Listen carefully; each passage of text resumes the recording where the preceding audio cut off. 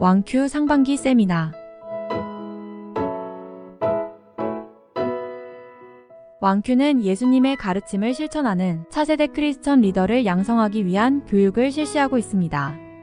이번 세미나는 한국 학생은 경쟁력이 있는가? 라는 주제로 대구 경북과학기술원 디지스트의 오세훈 교수님께서 강의를 해주시겠습니다. 교수님은 이번 강의에서 이른바 요람에서 대학까지 보살핌을 받는 한국 학생들의 행동 양식을 살펴봅니다. 그리고 세계 다른 나라 학생들의 특징을 소개하고 교육과 자기개발의 방향성에 대한 도전적인 시각을 제시해 주실 것입니다. 포스터에 나와 있는 QR코드를 통해 접수해 주신 사전 질문 외에도 강의가 끝난 후에 궁금한 점에 대한 많은 질문 주세요. 2024 왕큐 상반기 세미나를 통해 자녀 교육에 대한 새로운 생각을 해보는 기회가 되시기 바랍니다. 상반기 왕큐 세미나 진행을 맡게 된 허진영 집사입니다. 지난 상반기 세미나 이후 거의 1년 만에 다시 모이게 되었습니다. 규모는 좀 작아졌지만 더 임팩트 있고 영향력 있는 세미나가 되리라 기대하면서 이번 세미나를 시작해 보도록 하겠습니다. 이제는 여러분들 이미 다 아시겠지만 한국 학생은 경쟁력이 있는가입니다. 제목은 무척 도전적으로 보이지만 학교에서 그리고 한국 사회에서 또한 세계에서 경쟁력 있는 크리스천 학생들을 양육하고 신앙으로 키워내기 위해 부모인 우리와 교회가 그리고 학생들 스스로가 꼭 한 번쯤은 깊이 생각해봐야 할 내용이 아닐까 그렇게 기대해 봅니다. 사족이 길었습니다.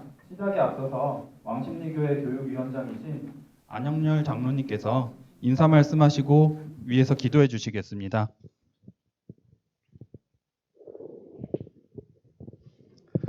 예, 안영결 장로입니다. 반갑습니다. 예, 먼저 오늘 이제 날씨도 좀 화창하기도 하고 지금 벚꽃이 만개에 있어서 밖에 나가신 분들도 많고 또 행사도 있고 그래서 지금은 조금 자리가 이제 부족해 보이지만 이제 또 계속 오고 계시리라 믿고 또 오늘 이렇게 교수님, 귀한 교수님을 모시고 이렇게 세미나를 할 수 있게 돼서 굉장히 감사드리고요. 또 참여하신 여러 성도님들과 교육자분들께 진심으로 감사드립니다. 기도하고 시작하도록 하겠습니다. 우리를 사랑하시는 참 좋으신 하나님 아버지, 이 시간 우리 왕십리교회 왕큐 세미나를 시작하고자 합니다. 주님께서 함께 하시고 인도해 주셔서 유익하고 의미 있는 시간이 되게 하여 주시옵소서. 특별히 오늘 세미나 강사로 오신 오세훈 교수님에게도 은혜를 베풀어 주셔서 준비한 모든 것들을 잘 설명하는 시간이 되게 해주시고 삶 가운데도 늘 평안함을 누리게 하여 주시옵소서. 특별히 왕큐브 부장으로 수고하시는 이성훈 집사님과 세미나를 준비하느라 수고한 모든 손길들을 기억하여 주시고 하나님께서 복의 복을 더하여 주시옵소서. 바쁜 시간 중에도 세미나에 참석하신 모든 성도님들에게도 은혜를 베풀어 주시고 이 시간을 통해 많은 것을 배우고 깨닫는 시간이 되게 하여 주시옵소서. 또한 우리의 자녀들이 하나님의 자녀임을 늘 기억하며 세상의 소금과 빛의 역할을 잘 감당할 수 있도록 인도하여 주시옵소서. 이 시간 시작하는 시간이 오니 마치는 시간까지 주님께서 함께해 주시고 은혜를 베풀어 주시옵소서. 감사를 드리며 예수 그리스도 이름으로 기도드리옵나이다. 아멘. 네, 오늘 세미나 강사는 오세훈 교수님이십니다. 오세훈 교수님은 동경대학교 전기공학과를 졸업하시고 동대학원 박사를 취득하신 후 현재는 디지스트 로봇공학 전공 교수이시며 로봇 및 기계전자공학과 학과장을 맡고 계시고 대구 동부교회에서 집사로 섬기고 계십니다. 오세훈 교수님 앞에 계시죠? 큰 박수로 맞이하겠습니다.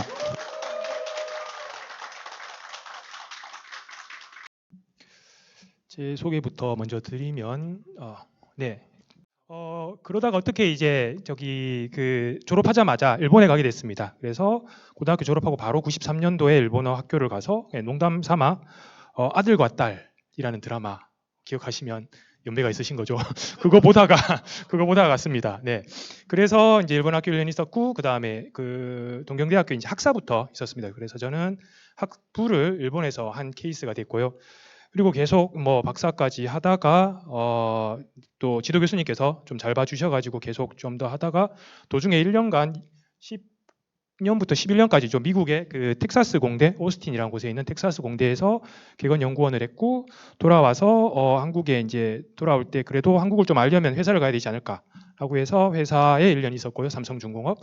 그리고 좀 학교도 알아봐야겠다. 뭐 제가 한국에서 학교 경험을 대학교 경험을 한 적이 없어서 서강대학교에서 한 2년 있었고 그러고 15년부터 이제 디지스트라고 할 때 여기 좀 철자를 조심해야 될 게 DI가 없습니다. 대구 경북에서 디지스트인데 디지스트 로봇 공학 전공이었고 지금은 이제 로봇 및 기계 공학 전공이라고 이름 바뀌었는데 거기에서 지금 있어 왔고요. 그리고 22년 또 제가 연구년 갈 계기가 있어서 독일에 또 1년간 갔다 왔습니다.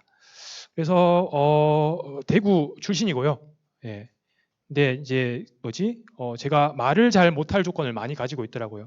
일단 경상도 사람은 말을 못하고 게다가 경상도 남자 더 말을 못합니다. 그래서 학부 면접 같은 거 볼 때 이제 뭐 고등학생들이 와서 면접을 보는데 서울에 있는 여고생이 면접하고 난 다음에 바로 대구에 있는 남자 고등학생이 왔다. 그럼 손해를 많이 봐요. 버벅거리고. 근데 저도 이제 그런 대구 출신이고요. 저기 출신이고요. 그러다가 일본에 뭐 말씀드린 대로 대략 한 6년 정도 있었습니다. 그리고 돌아와서 대전에 1년 있었고 서울에 2년 있었고 다시 대구로 내려왔고요. 보니까 뭐 일본에도 있었고 미국에도 있었고 독일에도 있었고 그러니까 좀 돌아다니는 걸 제가 좋아하더라고요. 다른 것들을 보는 걸 제가 좋아해서 돌아다니는 게 그렇게 싫지는 않고 지금도 뭐 자꾸 나가고 싶은 생각이 들 정도로 그런 상태에 있습니다. 간단하게 뭐 좀 소개를 드리면 뭐 연구 소개인데 로봇 및 기계 전자공학 제가 이제 전기 쪽이긴 한데 뭐 지금은 이제 기계 쪽을 많이 하고 있고 로봇을 하고 있는데 원래는 여기 우측에 보이는 것 같은 이런 그 제어 쪽을 뭐 이렇게 이런 제어 같은 거죠. 산업용 제어 같은 걸 좀 일본에 있을 땐 하다가 한국에 오니까 생각보다 이런 메카트로닉스 하는 연구를 많이 하는 곳이 없고 회사도 많이 없어서 로봇을 해야겠다. 그래서 이런 뭐 양팔 로봇을 직접 만들기도 하고 다리 달린 로봇을 만들기도 하고 근데 실제 산업은 사실은 자동차 쪽이 더 많이 이제 산업이 활발하게 돼 있으니까 학교에서 도울 수 있는 뭐 큰 뭐 현대자동차들이랑 이런 뭐 자동차의 좀 새로운 컨셉들 제안하는데 뭐 연구를 좀 하고 있습니다. 이런 게 제 간단한 제 연구 소개고요. 그리고 그냥 제 다른 소개를 하면 뭐 X세대입니다. 93학번부터 제가 X세대라고 알고 있는데 딱 제가 X세대 시작이고요. 그리고 뭐 나름 이제 교수니까 그 전문인입니다.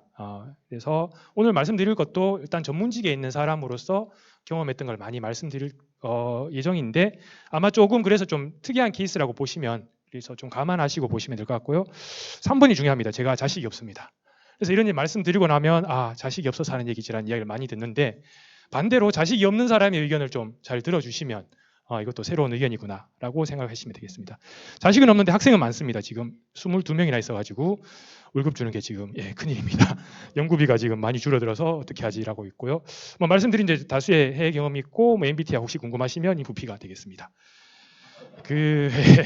얘기를 해야 된다고 해서 요거 갑자기 이제 제가 뭐 사종 로봇도 하고 하는데 제가 좀 친하게 지내는 그 취리 연방공대주 ETH라고 뭐 이 학교가 유명한 거는 아인슈타인이 이제 뭐 교편을 잡았던 되게 그래도 유럽에서 되게 유명한 대학교인데 여기에서 제가 친하던 교수가 최근에 완전 뭐 대박을 냈다고 해야 되나요? 이 연구를 아주 각광을 받고 있는데 뭐로 보이시나요? 예, 지금 로봇들을 컴퓨터 상에서 막 이렇게 돌리면서 학습을 시키고 있습니다. 그래서 최근 아마 뭐 그 뉴스 같은 거 보시면 테슬라가 뭐 로봇을 만들어서 학습을 시켜서 AI를 뭐 얹은다 이런 얘기를 하고 있는데 네, 이 교수가 이러한 사족 로봇 사실 사족 로봇 저도 하고 있지만 제어를 하려 그러면 막 생각할 게 많거든요. 알아야 될 게 많은데 그거 뭐 알아서 뭐 하냐? 컴퓨터에 집어넣고 돌려서 학습시키면 된다라고 해서 실제로 잘 걷고요. 그래서 이렇게 학습시킨 제어기를 가지고 막 산도 넘고 이렇게 해서 그 로봇의 제어로 요즘 많이 각광을 받고 있고 저는 이제 개인적으로 좀 싫어합니다. 워낙 요즘 붐이 되면서 한국에 많은 교수님들이 이걸 하고 있고 너무 많은 사람들이 하니까 제가 뒷북쳐서 들어가기도 그렇고 해서 아니다. 나는 뭐 고전대로 하겠다. 라고 하고는 있는데 뉴스에서 많이 보실 거고요. 이런 그 영상들은. 근데 여기서 이제 많이 사용되는 알고리즘이 이제 강화 학습이란 겁니다. 여기도 그 칼시티 황보재민 교수님이라고 또 역시 그 연구실에서 학위를 하신 교수님이신데 이분도 이걸 하고 계셔서 종종 한국에서 뭐 뉴스 보시면 사족으로 뭐 어디 달렸다 그러면 칼시티 황보재민 교수님 아니면 박혜영 교수님의 이야기일 겁니다. 컴퓨터를 이렇게 막 돌리는 건데 이런 강화학습이 결국 뭐냐 하면 로봇이라는 게 이제 뭐 에이전트에 해당하는 거고요. 그래서 에이전트가 학습을 하기 위해서 액션을 취합니다. 그러면 바깥에 인바이러먼트가 있어가지고 그 인바이러먼트가 뭐 조금 전에 보셨던 그 환경이기도 하고요. 바닥에 막 이렇게 울긋불긋한 그런 환경이 있었죠. 그런 환경을 이제 걸어 다니면서 넘어지기도 하고 잘 가기도 하고 하면서 아 이렇게 했더니 넘어졌구나. 그러면 넘어짐이라는 리워드를 받는 거고 잘 됐다. 그러면 그 성공이라는 리워드를 받으면서 점점 학습해 나가는 거죠. 그래서 강화 학습이란 거는 뭐 이렇게 뭐 계를 통해서도 뭐 설명을 하고 있는데 뭔가 이렇게 학습을 시킬 때는 이제 인바이러먼트가 뭔가를 그 액션을 취하죠, 걔가. 그러면 인바이러먼트에서 리워드를 얻고 그런 것들을 잘 옵저버하면서 뭔가 이렇게 합리적인 방향으로 학습돼 나가는 것을 강화 학습이라고 합니다. 그런데 저는 이게 강화 학습이란 단어를 들으면 약간 착각을 하긴 했습니다. 착각이랄까요? 다르게 저는 좀 쓰고 싶은 갑자기 이상한 얘기가 나오는데 제가 이제 그 나름 그 카페 공부족, 카공족이라고 하죠. 그래서 카페 가서 뭐 일을 하면 저는 잘 됩니다. 그래서 카페 가서 앉아서 일을 할 때가 있는데 어쩌다가 앉아서 뒤에 이제 조금 저랑 비슷한 연배 중년 뭐 남녀들이 모여서 하는 얘기를 들으면 거의 다 비슷하더라고요. 예. 주로 뭐 아파트 값 이야기, 자식 이야기, 골프 이야기, 증권 이야기. 근데 이런 것들을 좀 듣다가 보면 그러니까 저는 그런 생각이 왜 이야기밖에 안 할까? 왜 만나면 다 이야기만 할까? 뭔가 여기 카페에서 이런 이야기를 하면서 한국은 오히려 어떤 그 인바이러먼트를 만나는 게 아니고 그냥 우리끼리 안에서 같은 이야기를 계속하면서 그 같은 내용이 그냥 강화가 되는 학습이지 않나. 그래서 뭐랄까요? 학습이란 거는 사실 요 강화 학습을 보면 아시겠지만 액션을 취하고 거기에서 어떤 이게 이렇게 했더니 뭐가 이렇게 되는구나라는 거를 직접 봐가면서 이게 임프루브 시켜 나가야 되고 학습을 해 나가야 되는 건데 생각보다 그냥 우리가 보고 듣는 거는 카페에서 듣는 친구 이야기 그리고 뭐 이게 좀 가렸지만 주로 이제 인터넷에서 주로 보는 이야기들, 댓글들, 뭐 뉴스들 이런 것들인데 그러다가 보니까 생각보다 이렇게 좀 새로운 것들에 대해서 액션을 취하지 않는다는 생각을 많이 했고 그리고 결국은 뭔가 이렇게 하고 나면 새로운 것을 학습하기보다는 결론이 그것 봐 내가 뭐래 라든지 뭐 자주 듣는 얘기 애를 길러봐서 없는 소리지 라면서 이야기를 말씀을 드려도 별로 이렇게 이야기가 통하지 않는다는 이런 뭐 통한다 그래야 되나 이게 별로 이게 옵저브 되지 않는구나 라는 생각을 했습니다. 그래서 원래는 이게 이제 제대로 된 학습인데 뭔가 이런 인바이러먼트를 보지 않고 이런 것들 그다음에 우리끼리 한 얘기들 안에서 갇혀 있는 사고방식, 학습 이런 것들을 많이 한다라는 생각을 하는데 그래서 갑자기 죄송합니다. 수식이 나와서 뭐 얼마 전에 한 이틀 전에 이제 학생이 발표하던 자료를 제가 좀 이렇게 발췌를 했는데 뭐 이렇게 나름 잘 이렇게 적고 막 하는데 그래서 제가 이제 물어봤죠. 여기 뭐 이게 뭐 이것도 뭐 다른 이제 학습에 대한 이야기였는데, 야 거기 이제 뭐 파이라고 하는 이게 이렇게 정의되는데 그게 이게 새로운 알고리즘이라고 너가 이제 소개를 했는데 그게 기존 알고리즘이랑 차이가 뭐야? 라고 했던 이게 이제 남의 논문을 읽고 그걸 이제 소개하는 건데 우물쭈물하더라고요. 그리고 발표 자료를 쫙 보니까 어떤 생각이 들었냐면 결국은 새로운 것을 이 학생이 논문을 보고 읽어와야 되는데 그 안에서 자기 아는 것만 이렇게 이해되는 부분만 착착 캐치해서 발표를 하고 있고 자기 지식과의 차이를 별로 옵저버 하려고 하지 않더라고요. 그래서 결국은 그래서 물어 뭐냐 했더니 그 많은 새로운 부분이 있는 핵심 안에서 그거는 보지 않고 자기 아는 부분만 딱 캐치하고 그냥 뭐 거기서 결론을 맺길래 계속 이제 뭐 저는 이제 뭐 교육자니까 그런 걸 계속 이야기를 했죠. 이게 차이가 뭐냐, 이게 뭐냐 이렇게 해서 본질을 그래서 결국 너가 아는 거 말고 플러스 알파가 돼야 될 게 뭐냐라는 걸 계속 이제 질문을 했는데 이게 뭐 학생뿐만 아니라 학생이 그나마 이제 저는 이제 전문직이고 학생들은 이걸 여기서 배워 나가야 되는 거니까 제가 이제 논리를 막 공략하면서 막 닥달을 할 수 있지만 사실 학교 벗어나고 그다음에 저도 그렇고 일반인들 모두 다가 사실은 그냥 내가 아는 것에서 그치려고 하고 있고 새로운 이야기를 듣더라도 뭐 그냥 귀로 흘려버리고 많은 강화되는 학습을 시키는 게 아닌가라는 생각을 좀 뭐 하게 됩니다. 예. 그래서 이런 것들을 사실은 제가 타파 학생들에 대해서는 이제 타파하고자 뭐 이런저런 뭐 만나서 이야기도 하고 얼마 이제 한번 했던 학생을 약간 이제 뭐 그런 그 이야기에 딱 열을 받고 메일을 한번 보낸 적이 있는데 그 메일을 한번 조금 읽어드리면 네, 그 먼저 내가 늘 강조하고 있는 것은 마음껏 틀릴 수 있는 용기 혹은 배짱이다. 이게 쉽지 않은데 아직 정답을 내지 못하면 큰일 난다는 압박감에 마음껏 생각을 못하고 있다는 게 오히려 배움을 방해하고 있구나. 어차피 틀릴 거니 마음대로 틀리자는 마음을 가지기 바란다. 두 번째는 맞고 틀리고가 중요한 게 아니다. 무엇을 생각하고 판단하는 데 있어서 맞다 틀리다가 최종 결론이 되어 너의 이제 머리 안에서 정리돼 버리면 안 된다. 맞고 틀리고는 0 아니면 1인 아주 초보적인 생각 판단이고 일반인이 하는 판단 과정이다. 전문가는 거기에 신경을 쓰는 게 아니라 그 다음을 봐야 된다. 100% 맞거나 100% 틀린 건 없다. 대부분 부분적으로 맞거나 부분적으로 틀리다. 게다가 어떤 솔루션들은 이렇게 보면 맞고 다르게 보면 틀린 것도 많다. 이렇게 맞고 틀림을 마음대로 볼 수 있게 되는 게 전문가의 레벨인데 한국 교육 탓인지 100% 맞고 틀린 아주 초보적인 생각 과정을 우리는 하고 있다. 거기서 벗어나는 게 제일 중요하다.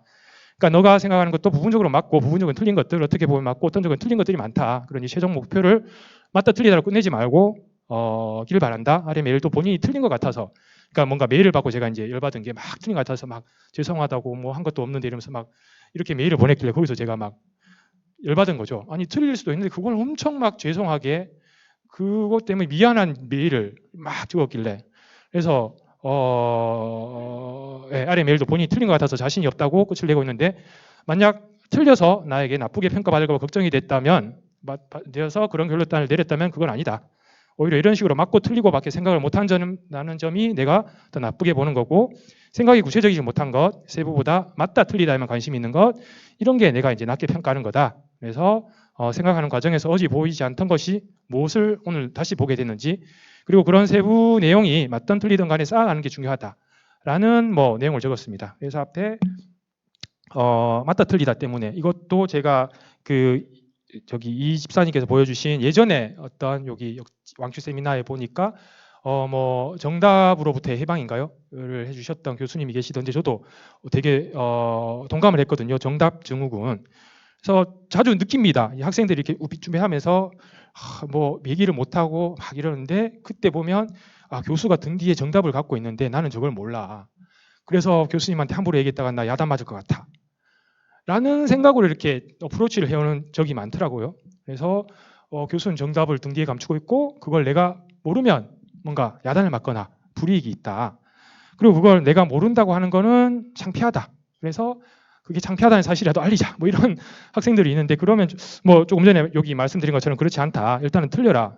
라는 게 있고 또 하나 생각하는 거예요. 왜 그렇게 정답을 추구하는 걸까? 가끔씩 제가 생각하는 게 한국 사람들이 영어를 배우는 목적이 뭘까라는 생각을 할 때가 있는데 저는 그렇게 생각합니다. 한국 사람들이 영어를 배우는 목적, 다른 사람이 영어 틀렸다는 걸 지적하기 위해서 배우는 것 같습니다. 본인은 영어를 안 해. 가만히 앉아 있는데 옆 사람이 영어를 하면 저 사람 발음 틀렸어 이러고 뭐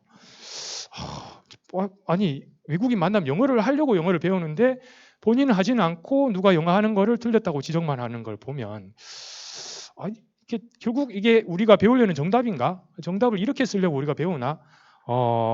내가 정답을 알고 있다라는 거를 뭔가 이렇게 자만하려고 배우나라는 오히려 그걸 알고 누려야 되는데 영어를 배웠으면 나가서 그걸 뭐 틀리든 맞든 얘기를 해야 되는데 그러지 못하는 게 좀 특이하고 저도 그게 안타깝더라고요. 뭐 학생 중에도 그런 학생이 있습니다. 자기 연구는 잘 못하면서 남이 뭔가 실수를 하면 이렇게 끼어들어가지고 뭐 이야기를 하고 그리고 뭔가 오답을 지적하는데 목적 달성감을 느끼는 경우가 있는데 그런 게 아니고 정말 우리가 정답을 추구한다면 정답을 가지고 좀 누리는 것도 해야 되지 않나라는 생각도 하고 있고 그리고 뭐 정답이 그렇게 중요한 건 아니다. 그 다음에 많이 틀릴 수 있어야 된다라는 게 되게 중요합니다. 그래서 맞고 틀리고가 중요한 건 아니다라고 이제 여기서 얘기를 했는데 저 뭐 요즘 뭐 유튜브를 많이 보는데 그 얼마 전에 또 유튜브 봤던 것 중에 하나가 위키피디아라고 뭐 옛날에 이제 구글에서 일하시던 뭐 아마 보시면 아실 거예요. 어떤 분이 이제 하는 채널에 그 조승현 작가를 이제 초빙해서 이제 설명을 하는데, 조승현 작가가 그 아담 그랜트라는 분이 적은 뭔가 책 중에 이런 논리 갑질에 대한 이야기를 좀 설명을 했습니다. 3P에 대해서. 그래서 뭐냐, 누군가에게 논리 갑질을 할 때 우린 논리 갑질을 한다. 근데 어떻게 하느냐? 먼저 설교, preach. 야, 너가 몰라서 그래. 내가 해봐서 아는데. 라고 해서 뭔가 설교를 하는. 두 번째, prosecute. 뭔가 이렇게 고발하는 거죠. 네 잘못이라고. 네가 잘못했다고. 그 다음에 politicing. 이게 편을 가르고 내가 맞고 남은 틀리고 라는 그런 것들을 한다라고 하는데, 생각보다 저도 그렇고 뭐 우리 얘기하는 그 이야기 가운데 이런 요소들이 되게 많다라는 생각을 하는데, 이거 잘 보면 결국은 맞다 틀리다 얘기거든요. 그래서 맞고 틀린 게 그렇게 중요한가? 우리는 왜 이렇게 맞고 틀림을 되게 중요시하게 여기나라는 그런 거를 좀 생각해 봐야 되지 않나라는 점이랑, 그리고 이제 뭐 저희 학생들한테는 일단은 마음껏 틀려라. 사실 여러분도 혹시 뭔가 학생이라면, 그리고 전문직에 들어간다고 하면 마음껏 틀릴 수 있어야 됩니다. 뭐 틀려도 되고 뭐 사실 예. 그 학생들한테 얘기를 하죠. 이게 너 이 학생일 때나 틀리지. 회사 나가서 틀리면 진짜 야단 맞는다. 지금 틀려라라고 얘기를 하는데, 맞고 틀림 그렇게 많이 중요하진 않는데, 그러다가 보면 뭔가 우리가 이렇게 맞고 틀림을 되게 중요시하게 여기는 거는 우리 안에 이런 좀 논리 구조가 있는 것 같아요. 뭔가는 최고, 최선이 있고 최저, 최악이 있는 어떤 선형적인 어떤 판단이죠. 예. 그래서 조금 그 논리가 선과 악, 정답, 오답이 있다라는 거랑, 그리고 나는 이걸 너무 확신한다. 그래서 이야기가 다양하지 않고 그냥 0이냐 1이냐 맞다 틀리다이고, 그 대신 거기에 대한 강도를 아주 높이는, 맞으면 아주 맞다고 하고 앞에서 말했던 3P 같은 그런 것들을 하는, 그런 것들을 하는 게 우리의 논리고 우리의 생각 구조가 아닌가라는 생각을 합니다. 그래서 종종 보면 뭐 자주 듣는 얘기, 담배 피면 나쁜 친구다. 뭐 이런, 사실 뭐 제가 대구에서 왔지만 대구에서 학생 학교 보내면 안 된다. 강남 가야 된다. 그런 데서 좋은 학교를 다녀야지 애들이 잘 된다. 그리고 저는 이제 엔지니어인데 종종 이제 또 엔지니어들은 판교 밑으로는 내려가지 않으려 한다. 이게 무슨 말이냐면 회사를 가도 판교까지만 가지 그 밑에 지방 회사로 가려고 하지 않는다. 또 하나는 뭐 여러분이 잘 아시다시피 의대를 가야지 성공하는 거다라는 건데, 뭐 한번 생각해 보시기 바랍니다. 학창 시절 담배 피던 친구 중에 지금 실패한 친구들이 몇 명이나 있는지. 그리고 저는 뭐 사실 대구에서도 수성구가 학군이 좋다고 하는데, 뭐 24님이나 저나 수성구에 있는 좋은 학군에 가지는 못했습니다. 그리고 저는 엔지니어인데 저는 판교 밑에 있거든요. 근데 이런 얘기를 하고 있고 그렇습니다. 근데 우리는 이런 것들을 옵저브하면서 많은 발레를 보지만 그거를 보면서 논리를 바꾸려는 생각은 안 합니다. 그거는 그거고 그래도 나는 이게 맞다. 내가 들은 게 이게 맞다라는 거죠.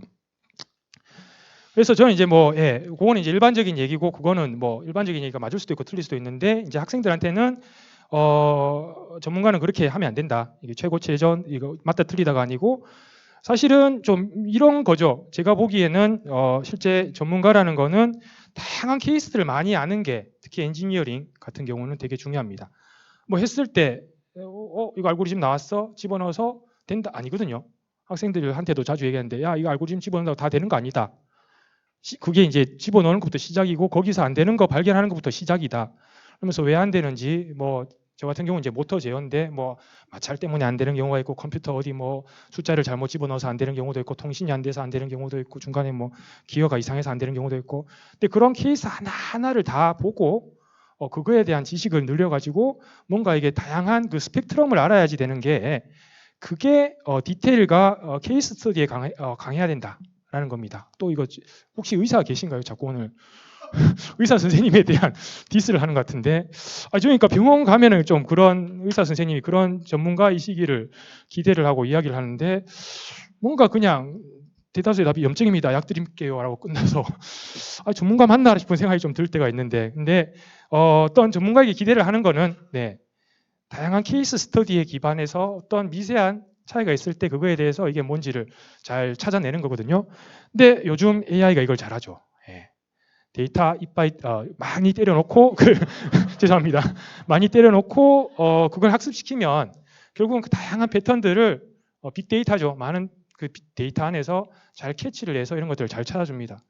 점점 그렇게 되면 저는 뭐 사실 AI가 뭐 사람을 대체한다 그러는데 종종 그냥 가끔씩 좀 이거 사람보다 AI가 나은데 좀 AI로 바꿔주세요라고 싶은 때가 종종 있습니다. 근데 뭐 사람을 대체하지는 않고 그나마 그렇게 케이스 스터디에 약하고 디테일을 모를 거면 일단은 AI한테 한번 물어보시고 AI한테 좀 도움을 받아서 해주시길 바랍니다라는 생각이 드는데, 어쨌거나 그만큼 전문가는 이런 어떤 논리가 아니고요, 다양하게 퍼져 있는 케이스 스터디를 다 알아야 된다입니다. 그럼 이제 전문가의 이야기고, 근데 생각 구조가 저도 지금 사실 이게 제가 그렇다는 이야기도 있습니다. 뭔가 이제 내가 이런 생각 구조가 있구나라는 생각을 하면서 보니까 뭐 사람을 처음 만났을 때 과연 내가 뭘 생각하는가, 아니면 혹시 여러분의 아들, 딸이 새로운 친구를 만났다고 하면 뭘 알고 싶은지, 아들, 딸의 결혼할 상대가 있다고 하면 제일 먼저 알고 싶은 게 뭔지, 그 다음에 뭐 신입사원 아니면 저는 이제 학생들이죠. 채용할 때 제일 먼저 뭘 보는지, 땅이나 집을 살 때 뭘 보는지, 자동차 가방을 구매할 때도 이런 거죠. 어느 레벨에 속하는가. 이게 뭔가 수직적인 생각을 많이 하는 것 같아요. 결국은 이게 일렬로 서는 거고, 그 일렬로 서는 안에서 어느 레벨에 있는가라는 거죠. 다양성, 이 학생이 과연 어디에서 뭘 어떻게 잘하는가가 아니고, 학교 어디 속해 있지? 성적 어떻게 되지? 라고 딱. 근데 편하거든요, 그게 사실은. 막 이렇게 다양하게 알 필요 없이 그 세세하게 알려면 이거 물어봐야 되고 뭘 했냐 다 해야 되는데, 성적 딱 받으면 그냥 클리어하고, 되게 이거 클리어하니까 나중에 뭐랄까 책임 회피라 그래야 되나요? 왜 뽑았어 했을 때 이거 봐 이거니까. 그래서 이런 것들이 되게 편해서 이런 판단을 하고 있는데, 이런 것들이 조금 교육의 영향이 아닌가라는 생각을 좀 하게 됩니다. 그래서 전 이걸 보여드리는데, 제가 독일에서 한 1년간 2022년부터 독일 미넨에서 1년간 있었습니다. 이거는 제 집에서 자전거로 한 10분만 가면 있는 어떤 동산이었는데, 그 미넨이 이제 알프스 자락이 되다가 보니까 이런 좀 자연이 되게 많아서 이런 것들을 많이 즐겼습니다. 그리고 농담 삼아 하는 얘기가, 제가 이제 그 방을 빌렸는데 좀 비싸죠. 방을 빌렸지만 이제 복층을 해서 위쪽에 옥상이 있었는데, 집 주인이 와서 한번 옥상 가보자 해서 이제 딱 갔는데, 저 이제 옥상에 텃밭이랄까 작게 있었어요. 근데 이제 집주인이 그걸 잘 다듬어 놨는데 한 일주일 있다가 보니까 뭔가 상추 같은 게 싹 올라오길래, 야 이거 상추를 심었나 했는데, 나중에 이제 집주인이 와서 딱 보더니, 야 저거 민들레야. 민들레 캐내야 된다. 왜냐 민들레 뿌리가 깊어가지고 걔들이 잡초 중에 아주 나쁜 잡초다.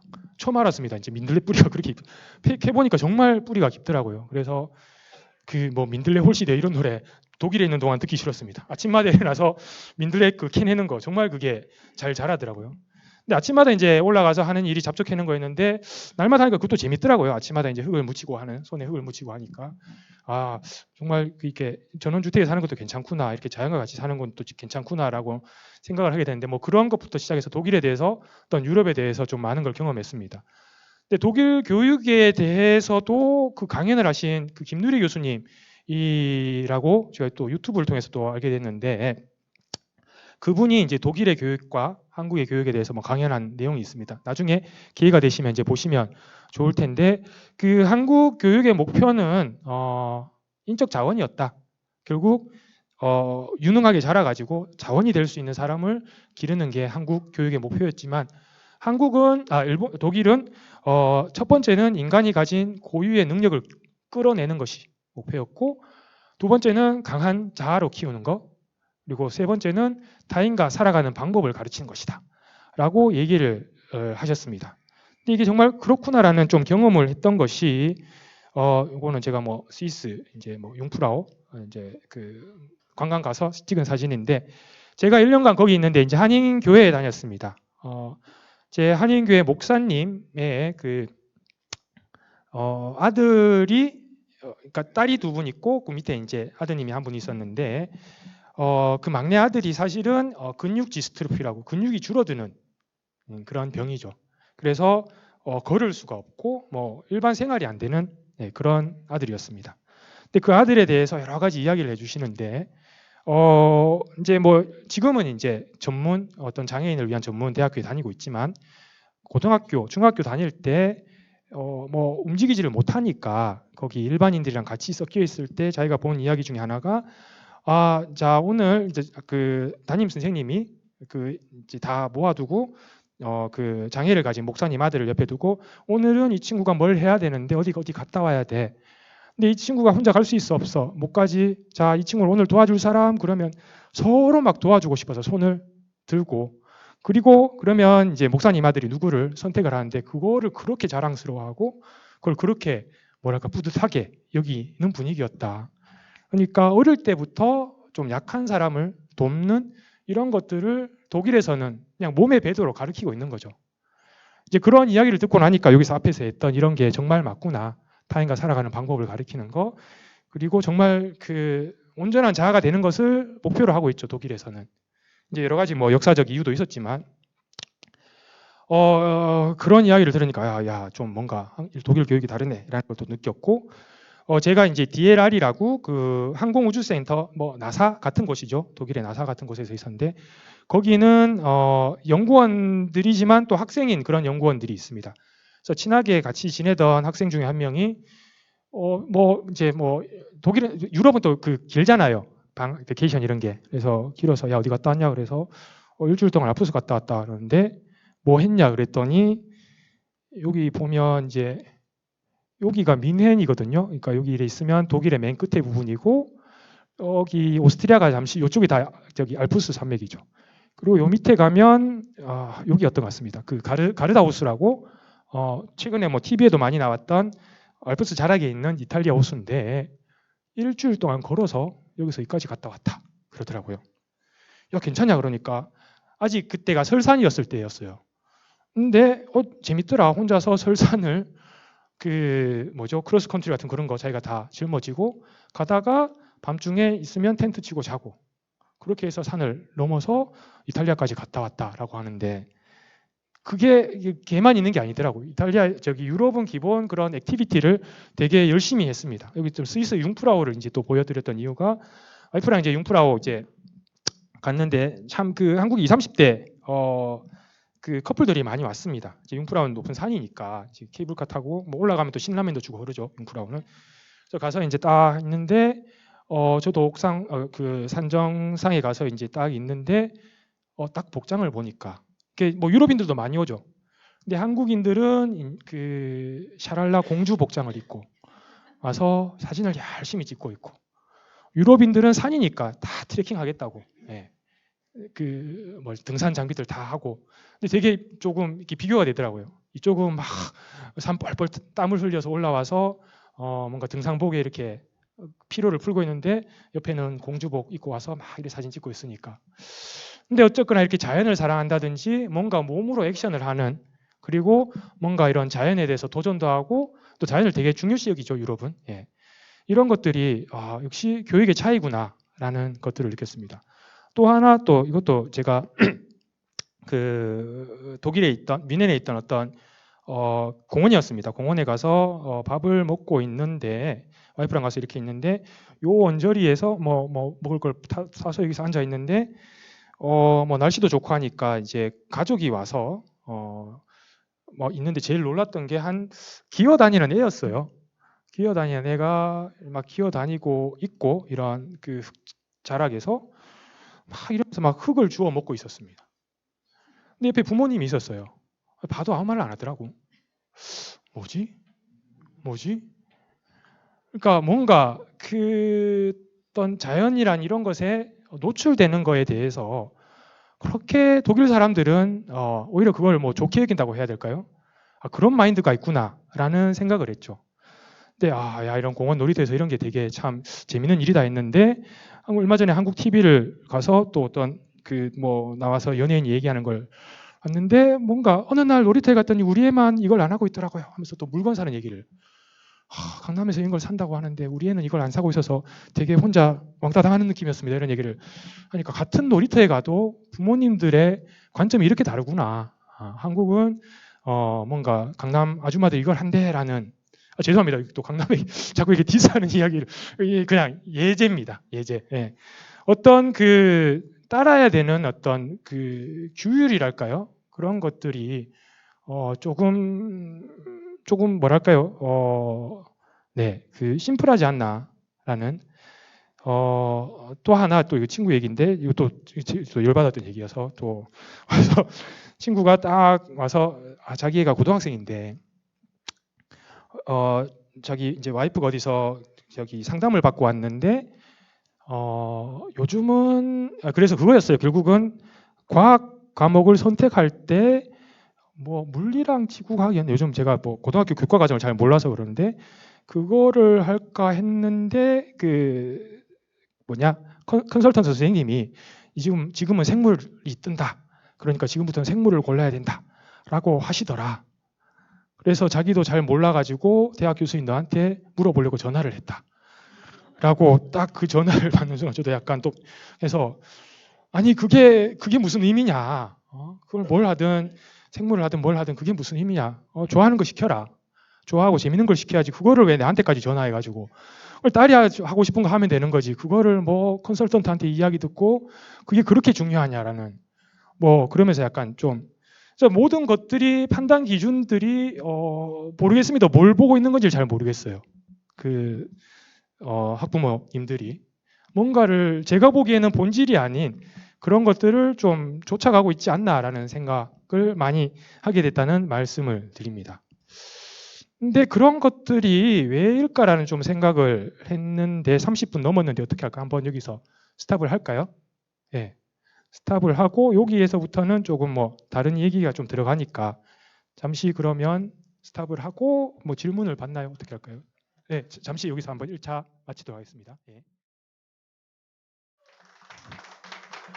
자, 그럼 마저 이어서 하겠습니다.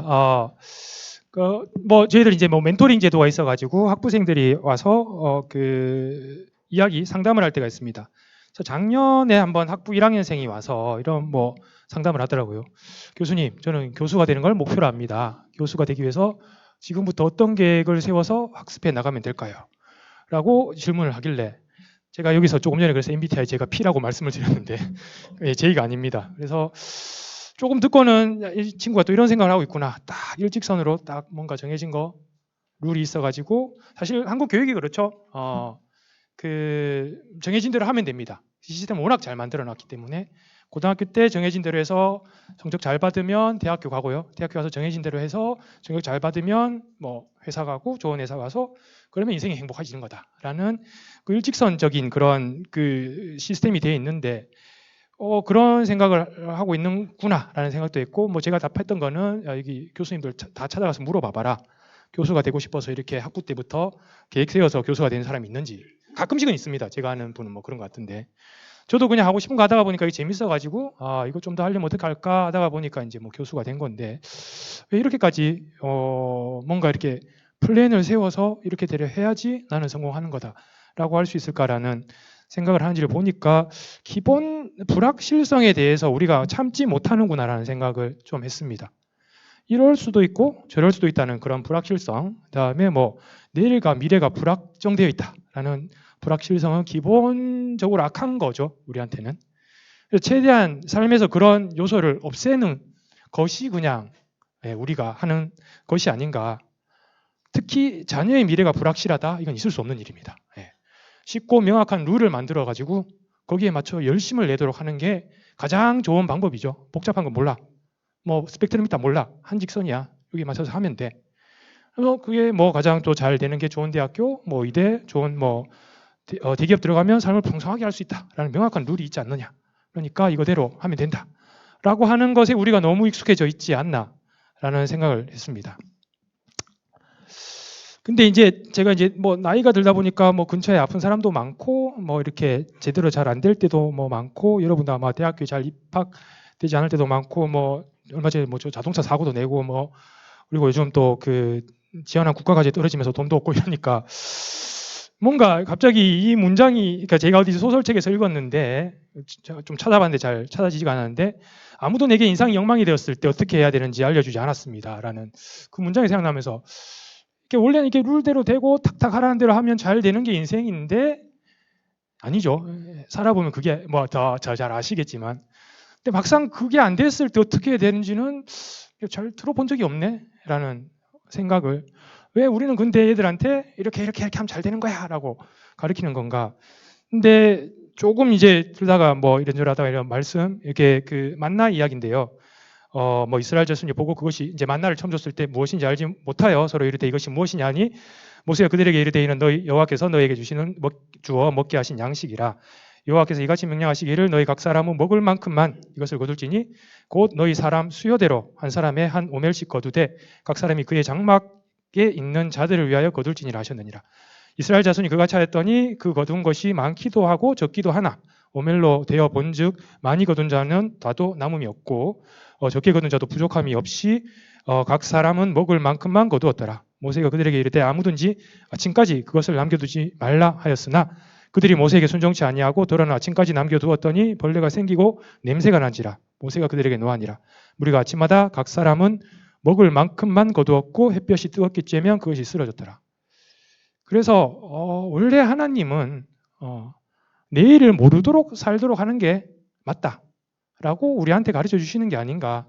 원래 산다는 건 이런 혼돈과 불확실성을 경험하는 거고, 그 안에서 그걸 존재를 인식하면서 하나님을 믿는 게 그게 원래 맞는 거구나. 이렇게 정해진 대로 하면 되는 게 아니고 원래는 잘 안 되는데 그게 정상이구나 라는 생각을 좀 하게 되니까, 뭐 이게 틀린 건 아니구나, 내가 인생이 잘못되는 게 라는 생각도 좀 하게 됐습니다. 근데 이런 것들을 사실은 유럽에서는 조금 이런 문화가 있다라는 생각이 들었던 게, 이건 제가 이제 작년에 비텐베르크 독일에 있는 동안 마틴 루터의 그 종교혁명 투어를 좀 했었는데, 비텐베르크에 있는, 그러니까 이게 성이죠, 캐슬 교회에 있는 루터의 무덤, 교회 안에 이제 루터의 무덤이 이렇게 있었고요. 종종 진짜 여러분 그 유럽의 성당 가보시면 이런 뭐 무덤 같은 것도 있고 해골도 있고 이런 게 좀 있죠. 예. 그리고 이것도 한스 홀바인이라는 사람이 그린 그림인데, 자세히 보면 여기 해골이 있습니다. 이게 해골인데요. 이거 각도를 이렇게 보면 이게 해골이 보입니다. 근데 아마 메멘토 모리라는 이야기를 많이 들어보셨을 텐데, 유럽은 어떤 그 기독교 문화 안에 메멘토 모리, 죽음을 기억해라는 거죠. 늘 죽음은 우리 옆에 있다. 이걸 기억하고 그리고 하나님을 알아라 라는 이런 문화가 있었습니다. 근데 한국은 아니죠. 장례식 갔다 오면 소금 쳐야 되고, 죽음은 우리랑 최대한, 안 좋은 거 최대한 멀리 있어야 됩니다. 그리고 우리는 인생에 어려움이 있으면 안 됩니다. 꽃길만 가야 됩니다. 내 자신 손에 흙을 묻히게 할 수 없습니다.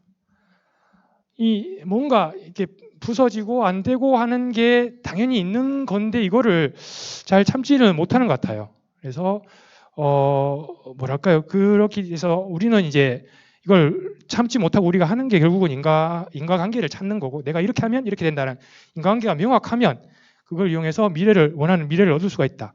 근데 이게 사실은 예전에는 우상이었죠. 이 우상에게 절을 하고 섬기면 그 우상이 우리 삶의 인과관계를 만들어주고 내 삶을 더 낫게 해줄 수 있는 무엇이 되었는데, 그래서 이제 삶의 불확실성을 없애주는 것은 우리에게 평안과 안식을 주는 것이고, 삶을 행복하게 하고 안심하게 하는 것, 믿을 수 있는 것, 믿는 것이고, 그리고 이게 이제 우리가 믿는 것이 돼가지고 그걸 뭔가 추구하려고 그러고 모시려 하고, 이게 좋다고 남들한테 해보니까 좋더라, 이걸 올인하면 삶의 걱정은 없어질 거다, 흉흉한 세상에 믿을 것은 이것밖에 없다 라고 하면서 이야기를 하게 됩니다. 근데 종종 이것도 카페 가서 생각하는 건데, 이야기를 듣다 보면 지금 이 세상에 우리가 무엇보다 지켜야 될 거는 아파트 값이구나. 그리고 우리 자식에게 줄 수 있는 가장 좋은 것은 특히 앞날을 알 수 없는 이러한 사회에 의대에 진학하고 대기업에 취업하고 공무원이 되는 거구나. 뭔가 이런 것들을, 삶의 불확실성을 없애기 위해서 추구하고 있다는 생각을 많이 했고요. 이런 것들을 되게 우리가 이야기하고 있고 추구하고 있다는 걸 이제 말씀을 드리겠습니다. 근데 프랑스 파리에서도 제가 한 달간 있었는데요. 그때 이제 아는 친구가 와이프가 세인트 제임스라는 옷에 야 프랑스 파리 가면 이 옷가게 있대. 저기 가서 요거 사와 이러면서 사진을 찍어서 저한테 보내줬어요. 그래서 찾아 이제 구글 찾아 여기 이제 들어가서 옷을 사러 갔습니다. 근데 거기 가서 제가 3번을 놀랐습니다. 딱 들어갔는데 첫 번째 완전 진짜 그 프랑스 파리 안에서도 그런 뭐 큰 대로변에 있는 것도 아니고 어디 구석탱이에 있던 여기 가게였거든요. 딱 들어갔더니 90%가 한국 사람이었어요. 거기서 첫 번째 놀랐고 뭐지? 이 구석에 왜 이렇게 한국 사람이 많아? 근데 이제 옷을 차려고 딱 봤더니 거기에 있는 한국 사람이 모두 다 그 옷을 찾고 있었어요. 다른 옷이 그렇게 많은데 제가 보기엔 뭐 스트라이프여서 여기서 약간 더 두껍고 뭐 색깔 하나 빨간 거 들어가고 했는데 딴 거 안 돼. 다들 그것만 찾아. 세 번째 제일 놀랐던 거는 이제 그 커플이 왔는데 그걸 사려고 했던 이제 여자친구죠. 여자친구가 그거 없다고 그러니까 이제 놀라고 하려면서 이게 왜 없어? 이게 딱 내 스타일인데 딱 그 말을 하는데 입어보지도 않고 자기도 보지도 않았을 텐데 이걸 왜 내 스타일이라고 하는 거지? 정말로 정말 진짜 너가 있기나 있는 거야 라는 생각을 좀 했습니다. 근데 이런 것들에 대해서 최근에 뭐 이제 또 글이 많네요. 예. 한번 좀 읽어보겠습니다. 이거 제가 너무 글씨가 작구나. 예. 근데 이제 그 최근에 나온 현실 없는 현실이라는 그 요하임 바우어라는 분이 적은 책에 대해서 김영하 작가 유명한 소설가인데 이야기를 하고 있습니다. 그래서 저자가 지금 시대를 새로운 중세 시대로 비유하고 있다고 합니다. 근데 종교가 지배하던 중세 유럽의 가장 큰 특징은 현실감 상실이라고 하는데 즉 그 교회 이제 대부분 농노였던 중세 유럽에서 삶은 지금으로는 상상하기 어려울 정도로 괴롭고 힘겨운 것이지만 교회는 이들에게 삶은 잠깐이며 고통을 참고 견디면 착하게 살면 천국이 기다리고 있다고. 즉 멋진 것은 지금 여기가 아니라 피 안에 있다라고 가르쳤다고 합니다. 근데 이런 게 끝나고 계몽의 시대가 와서 계몽 시대가 와서 이런 게 끝났는데 지금 다시 새로운 중세가 도래하면서 세상 사람들은 자발적으로 자기 개인의 정보와 비밀을 모바일 고해소에 자발적으로 털어놓고 현실의 삶은 다시 하찮고 의미 없어지기 시작했다.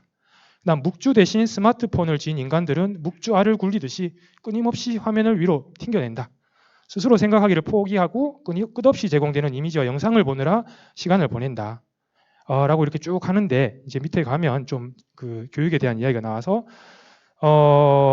특히 아동의 성장에 있어서 타인과의 공명이 얼마나 중요한 것인지를 이야기를 하고 있다. 다양한 사례를 들어 설명한다. 많은 부모가 아이에게 스마트폰을 줄 것인가 유튜버를 보게 해도 좋은가를 고민하지만 정작 아이가 아빠나 엄마를 올려다보며 눈을 맞추려 할 때 부모는 스마트폰을 보고 있으며 그럴 때 아이는 부모가 지금 여기 자기와 함께 있지 않고 다른 세계에 가 있다라는 것을 민감하게 느끼고 그렇게 공명에 실패할 때마다 아이는 사회적 자의 형성에 어려움을 겪게 된다.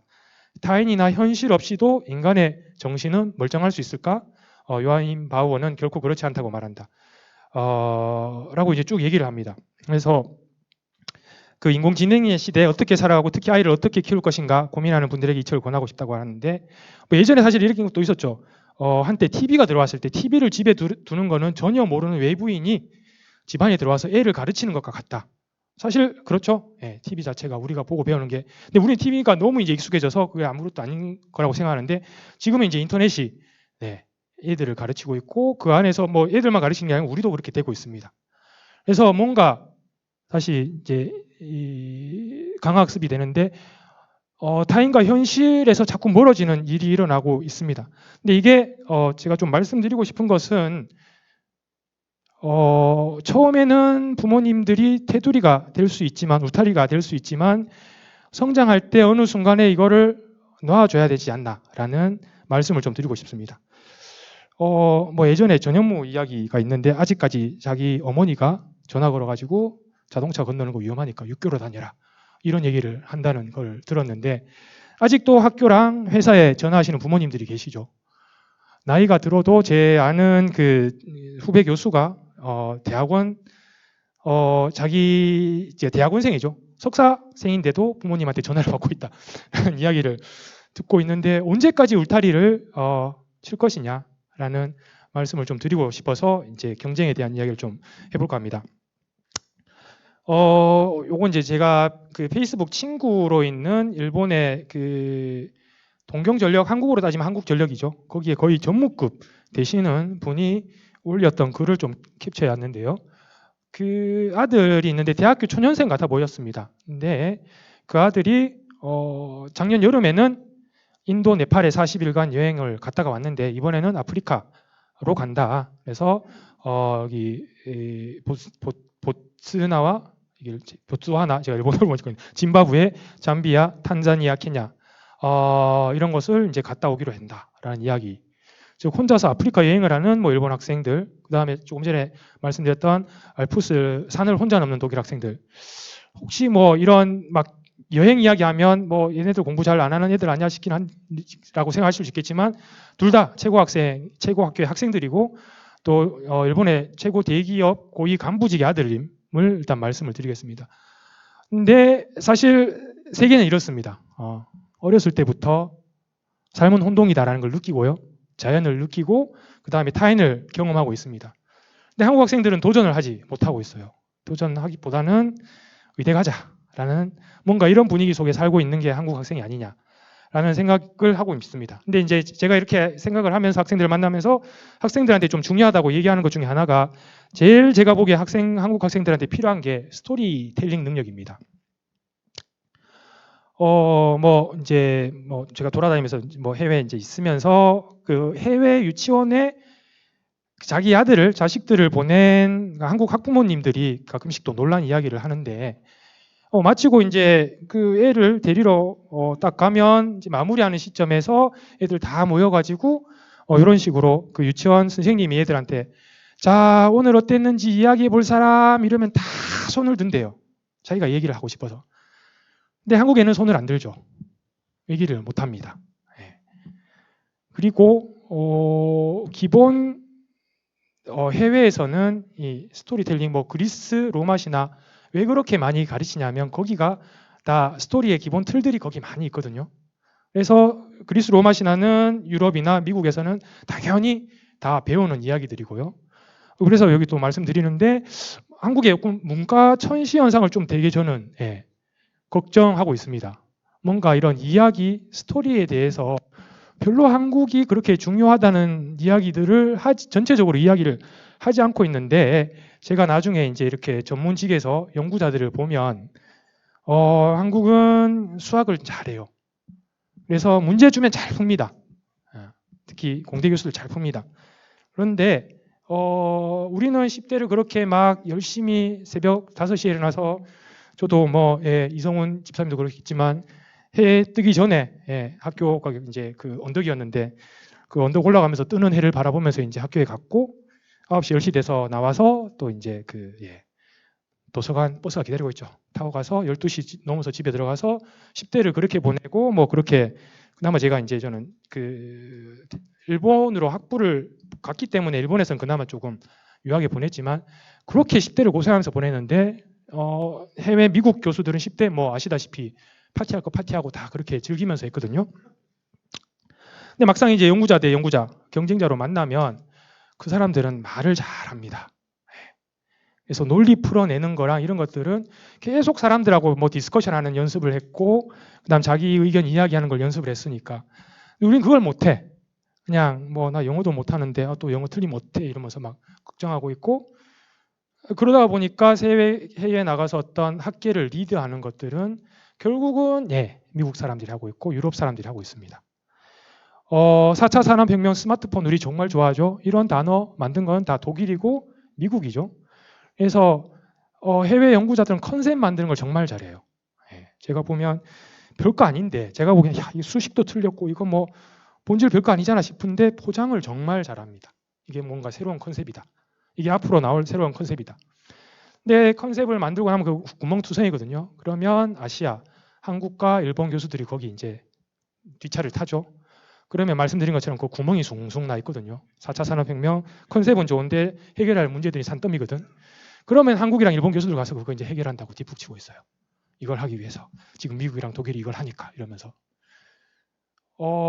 예. 그래서 뭐 사실 얘기를 들으셨겠지만 뭐 삼성이나 이런 그 대기업에서도 우리는 퍼스트 무버가 될 필요가 없다. 패스트 팔로워가 되면 된다라고 기업의 어떤 뭐랄까요? 그 뭐지? 전략이랄까요? 대놓고 그런 얘기를 합니다. 뭐 그걸로 지금 잘 되어 왔으니까. 그런 면에서는 늘 2인자인 것 같아요, 한국은. 잘해도. 근데 그거에 만족을 하고 있고, 근데 과연 그게 이제 좋은 것인가라는 거죠. 예. 네. 뭐 이런 걸 했는데, 근데 이제 저는 이제 이걸 학생들한테 얘기할 때 어떤 식으로 얘기를 하냐면, 연구도 사실은 스토리입니다. 조금 전에 뭐 컨셉 잡는 거 얘기를 했지만, 결국 학생들은 연구라는 어떤 그 개념, 내가 연구를 한다라고 하는 거는 교수가 문제를 던져줘. 그 다음에 야 이거 풀어봐. 그러면서 이걸 적용해봐. 그러면서 알고리즘 던져주면 그거 받아와서 풀면 된다.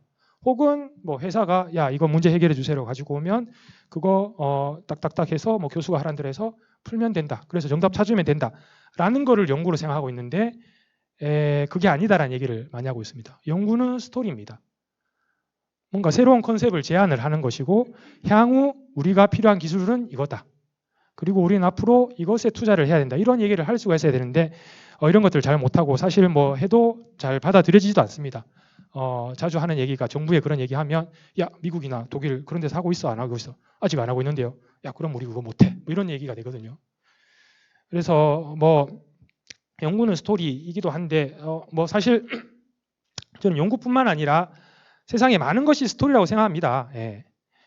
우리가 얼마나 그 풍부한 삶을 사는가는 또 내가 얼마나 많은 스토리를 알고 있고 내가 그 겪는 가운데 이게 어떤 스토리로 이어질 거다.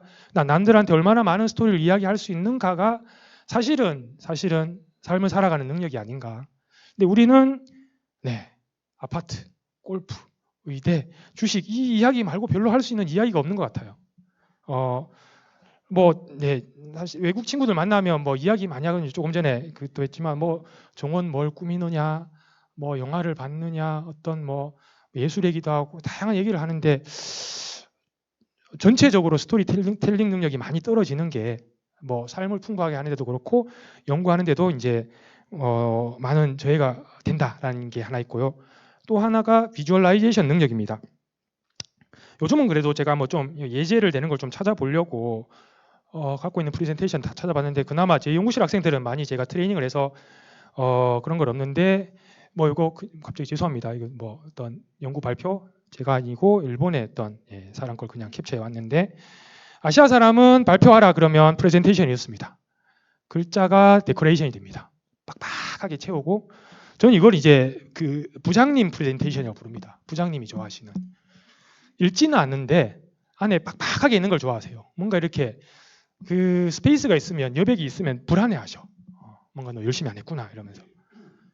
근데 거기 비해서 유럽 이제 유사한 어떤 제어 문제를 푸는데 막 유럽 학생들은 발표할 때 보면 애니메이션을 이용한다든지 해서 되게 뭔가 그렇구나라는 게 뭐 심지어 이렇게도 합니다. 제가 이건 진짜 놀라가지고 뭐 발표하는데 저렇게까지 그림을 그리냐? 근데 되게 쏙쏙 들어와요.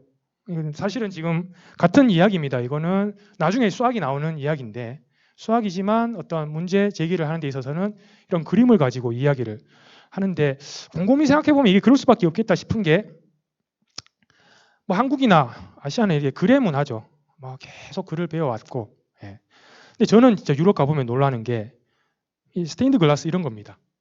뭐 스테인드 글라스 왜 생겼냐 뭐 아시겠지만 어떤 이 성경 말씀 이런 것들을 글을 모르는 사람들한테 비주얼하게 가리키는 거죠. 그래서 유럽은 기본 비주얼 문화로 배워왔고 비주얼라이제이션이 되게 중요한데 한국은 일단은 글로 해야 되고 수학으로 해야 되고 학생들 계속 그래서 저는 이야기하는 게 제발 비주얼라이제이션 해라. 그리고 앞서 이제 ETH라고 조금 뭐 취리공과대학교 말씀을 드렸는데 거기 있는 에서 학위를 한 교수님이라든지 얘기를 들어보면 그런 학교는 파워포인트 만드는 그 수업이 또 따로 있다고 합니다. 그래서 어떻게 해야지 이걸 비주얼라이제이션 할 거냐. 그리고 색깔은 뭘로 해야 되고 이런 것들 다 하나하나 가리키는데 예, 그런 능력도 좀 많이 필요합니다. 딸립니다, 아무래도.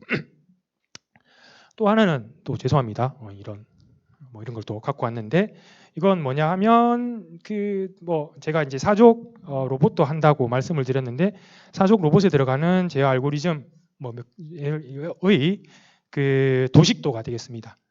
근데 네, 이게 뭐냐면 사실 사족 로봇 움직이는 거는 쉽지가 않습니다. 모터 하나하나가 움직여야 되고요. 그다음 모터 하나 하고 나면 다리 하나를 움직여야 되고, 그다음 다리 움직이고 나면 그 네 다리를 가지고 몸통을 움직여야 되고, 그다음에 몸통을 움직이는 거 알면 그걸 가지고 앞에 인식을 해서 어떻게 움직이를 짜야 되고 하는 하나하나가 이제 들어가는 건데, 얼마 전에 제가 뭐 학생한테 뭘 하라고 했더니 네, 해봤더니 안 되더라. 그래서 어떻게 할지 모르겠다. 이런 얘기를 하길래 좀 멍했죠. 예. 게다가 또 틀리게 하고 있어. 틀린다 표현하면 안 되는데 뭔가 잘못. 그러니까 이제 틀린다는 거는 그 틀린다는 자체가 문제가 아니고 저는 이제 학생한테 얘기를 했던 게 그 어떤 프로세스를 구축하는 능력이, 그러니까 문제를 잘 푸는 사람들은 스텝 바이 스텝을 잘한다고 하죠. 일본어로는 한국에서도 많이 하는데 단도리, 단도리를 잘 잡는다는 건데 하나하나 그 스텝 바이 스텝을, 그러니까 전체 구조가 이렇게 쫙 돼 있구나. 그 구조를 잘 보고 그 구조 안에서 이 부분은 요거고 요건 요거고 지금 내가 풀어야 되는 게 요 부분이니까 요 부분에 대해서 풀어나가자. 그래서 제가 이 친구한테 했던 게 알고리즘을 넣어봐라고 했더니 그 알고리즘 집어넣어서 그냥 무조건 걷게 하더라고요. 야, 그거 가지고 못 걷는다. 이거는 다리 하나부터 봐야지.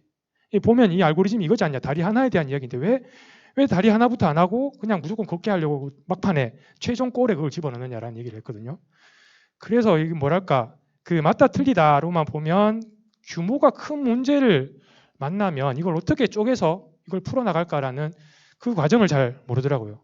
그게 뭐 어떤 혼동과 불확실성이 있을 때 그걸 다룰 능력이 없는 것 같아요. 원래 큰 문제일수록 더 불확실할수록 더 뭔가 큰 혼동이 있을수록 그걸 지그시 보고 이게 얘는 뭐고 얘는 뭐니까 이 부분에 이거는 이렇게 들고 와서 이걸 이렇게 해보자 라고 이렇게 풀어나갈 수 있는 능력이 있어야 되는데 그 능력을 좀 기르라라고 이제 저는 많이 하고 있죠. 예. 그래서 학부생한테 이제 얘기를 저는 이제 석사생들 들어오면 반드시 하는 얘기가 너 1년 반 정도 바보 될 생각해라. 지금부터 선배들 발표하는 거 너 들어도 하나도 모를 거고, 그래서 돌아가서 교과서 보고 무슨 얘기했나 봐도 교과서 봐도 제가 사실 그랬거든요. 갔는데 이제 대학 연구실 소속돼서 딱 들어가서 앉았는데 막 선배들 얘기를 하는데 무슨 말인지 모르겠어. 교과서를 봤는데 이거 뭐지? 교과서에서 이런 얘기 안 나오는데 이러면서. 근데 약간 저도 약간 침울했어요. 근데 그래서 나도 무슨 말인지 모르겠어. 저 사람들의 세계에 사는 것 같은데 나는 왜 저 세계에 못 들어갈까 이런 생각도 하고. 근데 계속 이제 저는 뭐 그래도 계속 공부를 하다 보니까 어느 순간 이제 그게 이게 무슨 얘기구나라는 게 좀 이해가 되더라고요. 그래서 뭐 저도 제 경험을 비춰가지고 너희들도 한 1년 반 정도는 바보가 될 각오를 한대.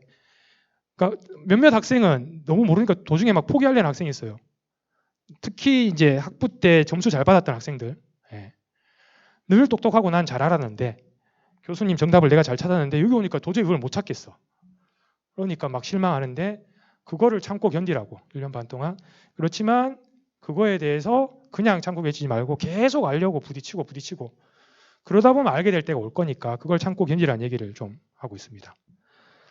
제 연구실 학생이고 뭐 얼마 전에 이제 인터뷰를 하면서 그 뭐 서면 인터뷰에 뭔가 이렇게 이런 질문들 받고 뭐 대답하고 하는 게 있어서 그 질문 중에 하나가 연구할 때 가장 염두에 두는 부분은 어떤 부분인가요? 라는 질문이 있었는데 제 답은 먼저 좋은 문제를 찾는 거다. 어렵고 중요하고 재미있는 문제를 찾는 과정이 연구다. 자기 만족에 빠지는 문제가 아닌 실생활과 산업의 의미를 가지는 문제이면서도 학술적으로도 펀더멘탈한 부분과 연결되는 문제. 그리고 손쉽게 풀리지 않을 만큼 적절한 문제를 찾는 게 가장 중요하다. 그리고는 문제를 잘 빌드업하는 해야 된다. 풀 수 있는 문제를 풀어도 안 되고, 이게 좀 어렵습니다. 풀 수 있는 문제를 풀어도 안 되고, 풀어서 안 풀리는 문제를 풀어도 안 됩니다.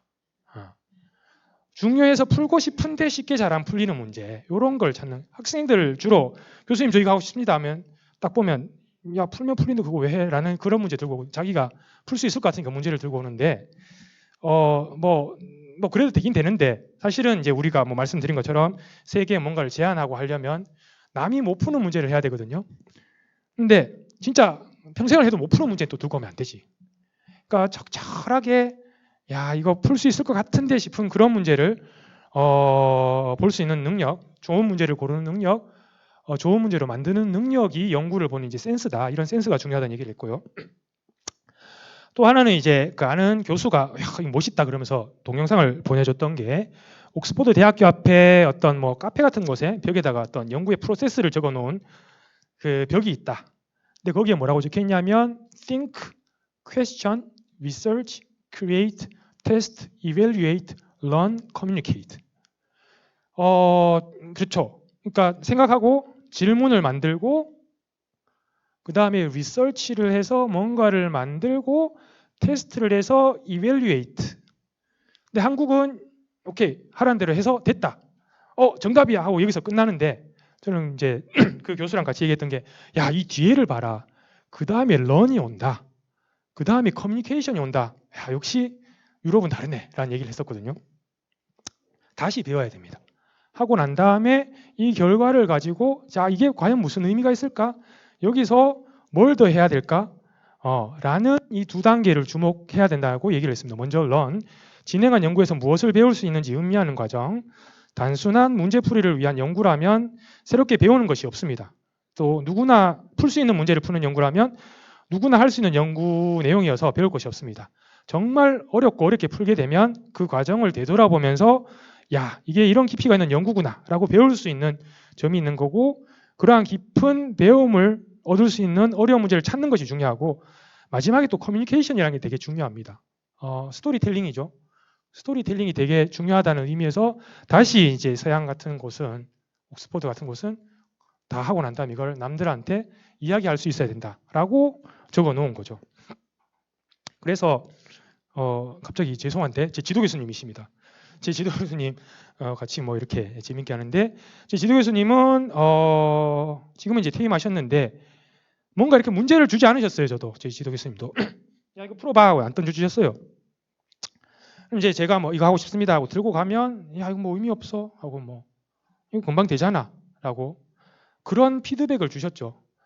근데 이제 처음에는 그게 되게 좀 답답했는데 돌아보니까 내가 이 지도 교수님한테 뭔가 이런 문제를 보는 센스를 배웠구나. 계속 그런 걸 주고받고 하면서. 그래서 저도 뭐 지도 교수님 닮아 가고 있는 중입니다. 네. 근데 자 그래서 후학에게 연구에 대한 비전을 제시해 주신다면이라는 이야기가 있었는데 호기심을 가져라. 그다음에 자기의 목소리와 스토리를 가져라. 결국 학자란 건 본인이 궁금해하는 것을 본인의 시선으로 풀어나가는 사람이다. 그렇기 때문에 호기심이 중요하다라는 이야기, 자신의 스토리를 가져야 된다는 이야기를 계속했습니다. 뭐 뒤에 스토리에 대한 얘기인데 조금 뭐 그냥 좀 뒷부분은 이제 좀 빨리 지나가겠습니다. 요 영화 뭔지 아시죠? 예, 다들 보셨을 텐데 굿이 런팅인데 여기 보면 이것도 글자를 너무 작게 적었나? 예, 제가 좀 읽을게요. 뭐 요 대사를 기억하는 분이 있을 겁니다. 이제 둘이 윌 헌팅이 로빈 윌리엄스랑 주고받고 하면서 이제 로빈 윌리엄스를 한번 화내게 되죠. 화나게 하죠. 와이프에 대한 이야기를 하면서. 그러니까 한번 화를 냈다가 윌 헌팅을 이제 불러가지고 로빈 윌리엄스가 옆에 앉혀두고 숀이라는 이 사람이 이제 앉혀두고 얘기를 하죠. 내가 미술에 대해서 물어보면 넌 온갖 정보를 다 될 걸. 미켈란젤로를 예로 들까? 넌 그를 잘 알지. 그의 걸작품, 정치적 야심, 교황과의 관계, 성적 지향까지도. 하지만 시스테나 성당의 내용이 어떤 건지는 모를 거야. 넌 한 번도 그 성당의 아름다운 천정화를 본 적이 없을 테니까. 난 봤어. 만약 여자에 대해 물으면 내 타입의 여자들에 대해서 뭐 이런 얘기를 할 거다. 그 다음에 넌 강한 아이야. 전쟁에 대해서 묻는다면 셰익스피어의 명언을 이용할지도 모르지. 다시 한번 돌진하세 친구들이야 하면서. 그러나 넌 상상도 못할 거야. 전우가 도와달라는 눈빛으로 널 바라보며 마지막 숨을 거두는 게 어떤 일인지. 사랑에게서 물으면 한 수 시를 읽겠지. 한 여자에게 완전한 포로가 되어 본 적이 없을 거야. 그렇지만 눈빛에 완전히 매료되어 신께서 너만을 위해 보내준 천사로 착각하게 되는 걸. 절망의 늪에서 널 구해주라고 보내준 천사 또는 한 여인의 천사가 되어 사랑을 지킨다는 것이 뭔지 널 모를 거야. 그 사랑은 어떤 역경 암조차도 이겨내지. 죽어가는 아내의 손을 꼭 잡고 두 달이나 병상을 지킬 때 더 이상 환자면의 시간 따위는 의미가 없어. 진정한 상실감이 어떤 건지 넌 몰라. 타인을 내 자신보다 더 사랑할 때 느낄 수 있는 거니까. 넌 누굴 그렇게까지 사랑해 본 적이 없을까? 이 얘기는 결국은 이 모든 것들을 책에서 보는 것이 아닌 어떤 경험에 대한 이야기인 거죠. 그런 것들이 있다. 네가 선택해 윌이라고 하면서. 근데 이제 저는 이런 걸 하면서 불확실하든 불안하고 위험해도 상실이 있을 수 있다고 해도 다시 말씀드리지만 자네들이 직접 액션을 하고 리워드를 하고 옵저버라고 적었네. 옵저브를 하도록 하는 것이 중요하다고 생각합니다. 요거는 제가 또 좋아하던 그 호시노 미치오라는 일본 작가가 그 적은 알래스카 바람과 같은 이야기라는 곳에 나오는 글인데요. 글자가 계속 적네요. 또 이분은 이제 18살 때 일을 적습니다. 그래서 헌 책방에 가서 이제 책을 보다가 요런 사진, 조금 전에 보여드렸던 요런 사진을 보고 여기 알래스카에 이제 시스마리프라는 동네의 사진이었는데 거기에 완전 매료가 됐던 거죠. 그래서 가고 싶다라는 거를 뭐 적어서 이렇게 적당히 찾아서 보냈습니다. 적어서 보냈습니다. 근데 반년이 지나가니까 그 편지를 보낸 사실조차 잊었지만 그러던 어느 날 우리 집 우편함에 국제 봉투가 들어있어서 거기서 답변을 해온 거죠. 머나먼 알래스카가 바로 저기서 나의 꿈을 받아준 것이었다. 그래서 1971년 이분은 18살, 19살 뭐 대학교 갓 들어갔을 때 여기 가서 경험을 했고 이분은 그래서 결국은 케이오 대학교라는 아주 뭐 한국에 따지면 뭐 고려대 같은 대학교죠. 거기 나왔지만 알래스카에 가서 거기에서 살면서 사진가가 되었습니다. 뭐 이런 이야기들을 볼 때 저도 이제 이런저런 경험을 하면서 경험이 정말 중요하고 경험만이 모든 것들을 이야기해 줄 수 있구나라는 생각을 하게 되는데 뭐 조금 영화 이야기를 조금 하겠습니다. 보시면 요 영화 재미있습니다. 이게 멀티버스인데 약간 좀 뭐 기괴하긴 한데 그 멀티버스에서 엄마랑 딸 이야기입니다. 그래서 이 다양한 멀티버스 안에 이제 엄마랑 딸이 있는데 저 다른 멀티버스에 있는 딸이 엄마의 어떤 그 뭔가 이렇게 이기지 못해서 괴물이 되어 버렸습니다. 근데 그 괴물이 된 딸이 모든 멀티버스에 있는 다 부숴버릴 거야 이러면서 이제 괴물로 이렇게 막 돌아다니면서 조금 전에 봤던 그런 베이글로 모든 세상을 없애버리겠다 뭐 이런 이야기인데 뭔가 이렇게 품 안에 안는 것을 이렇게 뭐 말씀드린 것처럼 조금 근데 보면 이제 성경도 그런 것 같아요. 계속 나가봐라. 떠나라 이런 얘기인데 여기에서 하나 말씀드리고 싶은 건 일본어에 이제 오야바나레라는 이야기가 있습니다. 이 오야는 부모고 바나레죠. 애들이 부모를 떠나야 된다라는 단어가 있을 만큼 언젠가는 좀 보내줘야 되지 않나 애들을. 근데 그 시점을 언제로 할 것이냐가 중요한데 일본은 오야바나레라는 단어랑 같이 붙어 나오는 단어가 코바나레입니다. 부모도 애들로부터 떠나야 된다. 그 뭐 이거 이제 김창욱 씨라고 유명한데 여기도 보면 저도 이거 보면서 약간 좀 찡했는데 그 저랑 비슷한 연배고 그 이제 나이 드신 어머니에 대한 이야기를 하면서 저도 뭐 어머니가 되게 저를 막 이렇게 푸시를 많이 하셨거든요. 근데 그거에 대해서 이제 이분은 이렇게 풀더라고요. 우리는 어머니들에게는 아들이 온전하게 그냥 아들이 아니다. 거기에 뭔가 플러스가 돼 있다. 여자의 서러움, 여자의 슬픔, 어머니의 서러움, 슬픔, 어떤 보상까지. 근데 이제 그게 이제 납득이 되니까 이제 어머니에 대해서 어머니가 이렇게 나를 이렇게 하셨구나라는 게 뭐 그렇게 이해가 되는데 저 이런 얘기를 이제 했더니 여기 이 단어 뭐 또 영어로 이야기하면 되는데 영어 시험 치는 것도 아니고 vicariously,라는 건데 제가 뭐 미국에 있는 동안 이제 뭐 미국 애들이랑 이런저런 얘기를 하면서 한국에 이런 상황을 했더니 딱 이 얘기를 그걸 live vicariously라는 얘기를 하게 그 단어가 뭐지 했더니 대리적으로 사는 거. 자식을 통해서 대리적으로 사는 삶이다라고 하기, 야 미국은 이런 단어도 있구나. 좀 그렇게 되는 게 아닌가. 근데 이건 이제 과거의 이야기가 아니라고 생각하고 이 영화는 혹시 뭔지 아시나요?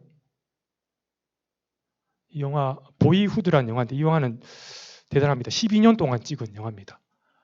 이 어린애가 진짜 1년에 조금씩 찍어서 12년 동안 다 클 때까지 조금씩 찍어서 찍은 영화인데 결국이 이제 싱글맘이라고 할까요?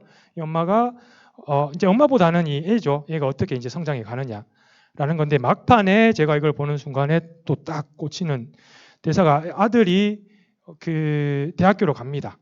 이제 엄마가 많이 고생을 했죠. 혼자서 키우면서 석사도 받고 그래서 교수도 하고 하면서 애를 키우는데 애가 이제 대학교로 갈 때 하는 말 떠날 건 알았지만 이렇게 신이 가서 할 줄 몰랐다. 아, 신나는 건 아니에요. 그럼 뭘까요? 그러니까 엄마가 했던 말이 결국 내 인생은 이렇게 끝나는 거야. 참 많은 일들이 있었지. 결혼하고 애 낳고 이혼하면서 그리고 네가 난독증일까 봐 애태웠던 일들, 처음 자전거를 가르쳤던 추억. 그 뒤로 또 이혼하고 석사학위 따고 원하던 교수가 되고 사만다를 대학교에 보내고 이제 뭐가 남은지 알아? 내 장례식만 남았어. 뭐하러 40년을 당겨서 걱정해요. 그랬더니 엄마가 했던 말, 난 그냥 뭔가 더 있을 줄 알았어. 아, 이 말이 되게 좀 되게 찡하게 울렸습니다. 좀 쭉쭉 뛰어가겠습니다. 이건 제가 독일에 있을 때인데요. 그 이제 연구소까지 가는 게 대중교통이 별로 안 좋았어요. 뭐 아시는 분은 그런 얘기를 할 텐데 이탈리아는 기차 시간이 안 맞다. 독일은 기차 시간 잘 맞다. 20년 전 얘기라고 합니다. 수시로 기차가 빵꾸를 냅니다. 그리고 기차를 빵꾸를 내면 1시간에 한 대씩 오는 버스를 타고 와야 되는데 그걸 놓치니까 한참 걸어. 여기 다 이거 빵꾸 난 겁니다. 제가 타는 요걸 놓치고 나니까 1시간 있다가 온다고 하기도 하고 뭔가 이렇게 제가 놓치는 것마다 이렇게 20분씩 이렇게 늦는다든지 이래서 막 열받아서 막 SNS에 올렸을 때 사진들인데 참 일을 안 하는 것 같다. 그래서 오라벨 하는데 이 사람들은 워크를 잘 안 하는구나. 근데 라이프는 잘 하는 것 같아요. 제가 여기 살았던 집 바로 앞에 정원들이 정말 예쁘거든요. 그래서 어르신들 만나면 얘기하는 게 다 정원 이야기야. 때 되면 우리 뭐 심지. 교회 가도 교회 이제 어르신들끼리 중년들끼리 뭐 하자 어디 가서 뭘 샀다. 그다음에 크리스마스 때 되는데 정원에 정말 진심인 분들 정말 이렇게까지 자기 앞 정원을 이렇게 꾸며두고 이건 제가 말씀드렸던 제 텃밭인데 이런 공간들이 있으면서 뭔가 이 사람들은 집에 돌아와서 정원 꾸미는 게 낙이구나. 특히 이제 남자들이죠. 근데 오라벨인데 거기 비해서 워크는 뭐고 라이프는 뭐지? 뭐 다시 한번 의사, 그 친구 오라벨 뭐지? 라이프 워크 이런 생각도 하게 되고. 근데 그럴 때 이제 한 교수님 이야기, 아까 우리 학교에 계신 교수님이신데 이제 그런 얘기를 했어요. 뭐라더라? 뭐 어쩌다가 이 얘기가 나왔는지 모르겠는데 이런 얘기가 있잖아. 자기가 이제 코를 많이 곤대요.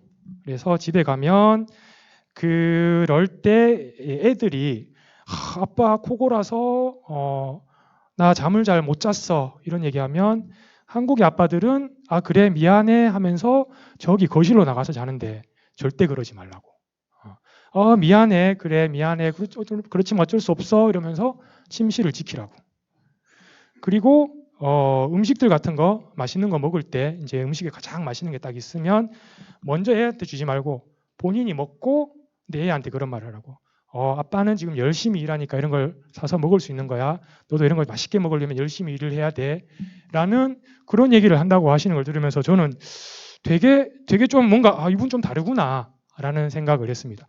뭐 이거 가부장 이야기라고 하실 수도 있겠지만 저는 되게 시사하는 점이 많다고 봅니다.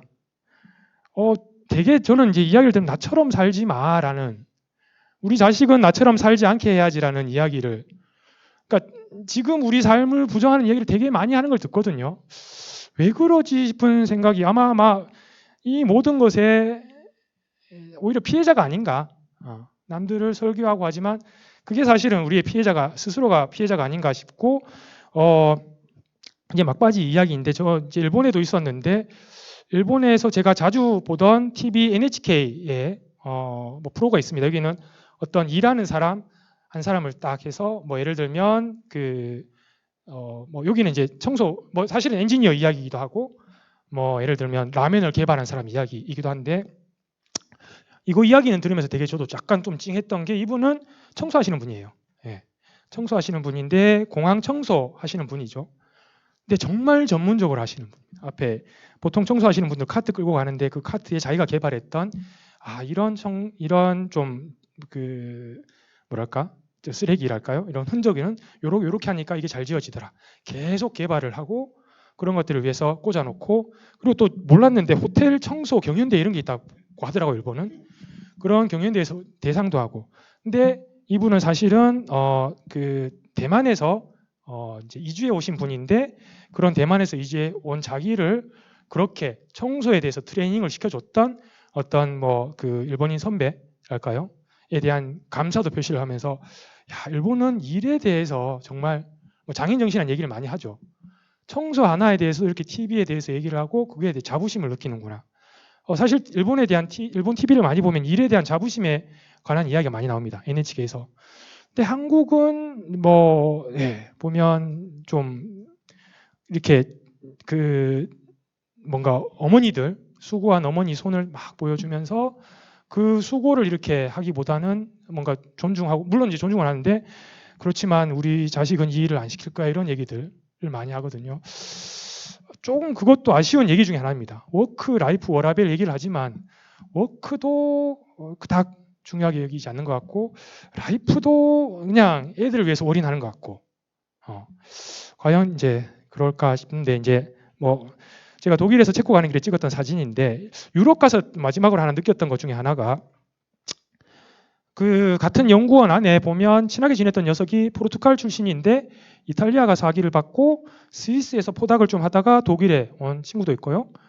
독일인데 얘는 이탈리아 가서 몇 달 인턴을 하면서 커피 맛있더라. 역시 커피는 이탈리아야. 이러면서 겨울마다 스페인이 좀 따뜻합니다. 거기 가서 서핑을 하는 친구. 그리고 이탈리아 기업가 스위스 연구기관에 AI 관련 연구기관 갔는데 이건 이탈리아 기업가가 세운 거다. 근데 자기는 이탈리아 사람이지만 스위스 와서 연구한다. 이 뭐랄까 이게 다 이어져 있는 이런 느낌을 받았습니다. 이게 지금 독일에서 체코 가는 길인데 사실 되게 많이 이어져 있습니다. 유럽은. 그리고 한 1년간 거기 살면서 이런 것들을 보고 나니까 느껴지는 느낌이 내가 어디든지 갈 수 있겠구나. 필요하면 뭐 체코 가고 필요하면 폴란드 가고 뭐 저 가면 가지는 건데 뭐 다 이렇게 이어져 있죠. 여러분. 그러니까 여기 이런 벽들 왔다 갔다 하고 필요하면 옆으로 가고 오히려 그러니까 여기는 좀 로컬이 살아있는 것 같아요. 되게 오래된 어떤 뭐 전통이 있는 찻집, 뭐 식당, 호텔 이런 것들이 있는 게 찾아오니까 왔다 갔다 하면서. 근데 한국은 좁죠. 말씀드렸던 이런. 근데 저는 유럽에 있으면서 뭔가 이렇게 좀 수평적인 걸 많이 느꼈습니다. 옆으로도 갈 수 있고 한국은 그렇게 수직이 되는 이유가 이 좁은 데서 살기 때문에 그렇지 않나 싶은 일본만 해도 아닌데 라는 생각이 드는데 그래서 결국은 뭐 말씀드린 거 이거 보시면 아시겠지만 불확실하고 불안하고 혼동이 있는 세상에서 자녀들을 좋은 학군에서의 교육, 의대 진학이라는 어디선가 들은 논리로 내가 구원하려 하지 말고 자녀들이 그런 현실과 타인들 사이에서 스스로 액션을 취하고 성공과 실패의 리워즈를 받으면서 성장할 수 있도록 좀 놓아줘서 자녀들이 한 사람의 성인으로 성장하고 스스로 하나님을 알게 되고 세상과 경쟁할 수 있는 인재가 될 수 있도록 해줬으면 좋겠다라는 이런 말씀을 드리고요. 또 하나는 우리도 사실은 세상과 액션을 하고 리워드를 받으면서 배워 나가야겠다는 생각도 들고 이때 또 좀 생각이 드는 게 또 이제 이 성경 말씀 너희가 악한 자라도 좋은 것을 자식이 줄 줄 알거든 하물며 하늘에 계신 너희 아버지께서 구하는 자에게 좋은 것으로 주시지 않겠느냐. 뭔가 이렇게 하나님이 일하실 영역을 좀 풀어놔야 되지 않는가라는 이제 말씀을 드립니다. 다시 원래 곳으로 가셔도 되고요. 애를 길러보셔서 이제 없어서 하는 소리지라고 하셔도 되지만 제가 말씀드렸던 건 사실은 좀 되게 극단적인 얘기입니다. 그렇지만 뭐 이런 극단적인 얘기도 있구나라고 생각하시면 좋을 것 같고 아직 꽃이 피었을 텐데 남은 시간 꼭 구경 잘 하시길 바랍니다. 네, 감사합니다. 지금부터는 강의 들으시면서 궁금했던 점이나 한 번쯤 같이 생각해 봤으면 하는 점 그리고 또는 디지스트에 대한 궁금증도 좋고요. 자유롭게 질문해 주시면 교수님께서 답변해 주시도록 하겠습니다. 디지스트 얘기가 나와서 그런데 학교는 좋습니다. 뭐 질문하시면 되고요. 제가 그냥 좋고 뭐 아시다시피 IST가 한국에 이제 4개가 있죠. 카이스트가 제일 먼저였고 그다음 지스트, 그다음에 유니스트는 사실은 과기원이 아니고 과기대학교로 시작했다가 이제 과기원으로 올라왔고요. 그다음에 디지스트는 처음부터 이제 과기원이라고 하는 거는 대학원을 가면 그 병력 특례를 받을 수 있는 TO가 있고요. 그다음에 당연히 그 학비 면제입니다. 학디지스 좋습니다. 네, 오늘 좋은 강의 잘 들었습니다. 감사합니다. 혼돈과 불확실성을 다룰 능력을 길러야 할 것 같다라는 생각을 했는데요. 아까 교수님 말씀 중에서 잠깐 하셨는데 어머님이 푸시를 많이 하셨다라는 말씀을 하셨어요. 근데 혹시 그러니까 저는 자녀를 지금 양육하고 있는 입장에서 혹시 어머님의 그 푸시가 있었기 때문에 지금의 교수님의 지금 이 모습이 있는 건 아닌지 그래서 이제 궁금한 거는 교수님의 유년 시절이 어땠는지가 궁금하고요. 짧게 이야기해 주셔도 되고 그리고 혹시 지금 이제 교수님이 뭐 다시 유년 시절로 돌아간다면 이거는 꼭 하고 싶다. 그리고 이거는 꼭 하지 말아야 되겠다를 하나씩만 설명해 주시면 감사하겠습니다. 네, 감사합니다. 맞습니다. 저도 제 어머니가 이렇게 많이 늘 뒤에서 지켜보셨죠. 저는 이제 사실은 저기 홀어머니시거든요. 홀어머니셔가지고 그 미장원 같은 걸 하시면서 계속 저를 이제 교육을 하셨고요. 그래서 전 딴짓하고 싶은데 늘 어느 순간 꼭 이제 그렇죠. 열심히 공부하다가 딴짓하고 있으면 어머니 쓱 들어오셔가지고 왜 이거 하고 있어 이러면서 막 화를 내시고 하셔서 그래서 열심히 사실 했었고요. 근데 저는 여러모로 저는 되게 감사하고 좋았던 게 고등학교까지는 그런 이제 어머니의 보호랄까요? 그런 교육이 있었고 말씀드렸다시피 일본 가면서 그때부터는 완전 제 혼자였죠. 그리고 한국식 스타일도 아니고 어떻게 보면 일본식 교육을 받았고 기숙사에서 들어가자마자 이제 일본인들이랑 같이 기숙사 살았거든요. 그 기숙사는 아침 6시에 일어나서 기숙사 청소를 하고 6시 반에 다 모여가지고 사감스에 앉아있고 이타다키마스 이러면서 아침 잘 먹겠습니다 이러면서 밥 먹고 하는 그런 일본식으로 이제 교육을 받았는데 그렇지만 좀 뭐랄까요 좀 자유로웠죠. 일본은 그렇게 터치를 안 하니까 그런 좀 부분들이 있어가지고 지금까지 저가 된 게 아닌가. 그래서 많은 것들이 잘 채워져 있었는데 저는 조금 그나마 하나님께서 이런 길들을 잘 열어주셔서 이런 그 어머니 교육 그 다음에 어떤 좀 오픈된 공간 양쪽에서 다 했었기 때문에 제가 있을 수 있었던 것 같고 그래서 정답은 없는 것 같습니다. 예, 파셜리는 제가 어머니의 도움을 받았고 근데 그때도 되게 답답은 했죠. 사실 제가 동경 가면서 대구를 벗어나면서 쾌제를 불렀습니다. 대구가 싫었어요. 지금도 싫습니다. 너무 보수적이고 뭔가 이렇게 해야 돼. 어렸을 때부터 그런 걸 싫어했던 것 같아요. 저는 꼭 이걸 해야 된다. 이게 아니면 안 된다. 뭘 해야 된다. 이런 게 되게 싫었는데 그럼에도 불구하고 거기를 잘 참았지만 또 이렇게 와서 아닌 거를 겪었기 때문에 이 모든 것들이 잘 어우러진 것 같고 돌아봤을 때 잘했던 거는 조금 우스운데 음악을 제가 엄청 들었거든요. 네. 어머니가 그래도 음악을 터치는 안 하셨어요. 제가 음악 듣는 거는. 그래서 돌아보면 막 그런 스트레스 받을 때 음악 듣는 게 제 그 스트레스 푸는 어떤 통로가 아니었나. 막 테이프 사고 배철수 듣고 친구랑 같이 막 혼자 막 그때 팝송을 들었으니까 막 차트 적어가지고 야 이게 오늘 이번 주 내 차트야 이러면서 막 보여주면서 나는 무슨가 이런 걸 같이 그런 공부 이외의 것들을 했던 것들이 지금 돌아보면 되게 자양분이 돼 있고 지금도 영화나 음악을 많이 보는 게 그때 그 영향이 있었던 것 같고 조금 더 잘했으면 싶었던 게는 여전히 그러니까 친구들이랑 막 그렇게 액티브하지 저도 그렇게 아직 사람들하고는 잘 못하는 것 같아요. 그나마 그 일본에서 교회 생활을 하면서 조금 약간 좀 강압적인 교회에 있으면서 전도를 하라고 많이 해서 그때 교회에서 막 전도를 하면서 처음 보는 사람들이랑 이야기하고 조금 껄끄러운 걸 그럴 때 많이 좀 배웠죠. 스트레인저를 만나도 그게 이상하지 않고 하는 걸 거기서 배웠는데 조금 더 어렸을 때부터 사람들하고 접하는 걸 배웠으면 지금도 좀 부럽습니다. 이게 처음 보는 타인을 만나도 막 이야기 잘하는 이런 교수님들이 있거든요. 그리고 바로 친구가 되고 서로 정보 주고받고 친하게 되는 그런 교수님들 보면 저는 그런 걸 잘 못해요. 근데 어렸을 때 그런 걸 좀 더 적극적으로 했으면 더 좋지 않았을까라는 생각을 하게 되고 이 모든 거 근데 죄송하지만 공부는 좀 했습니다.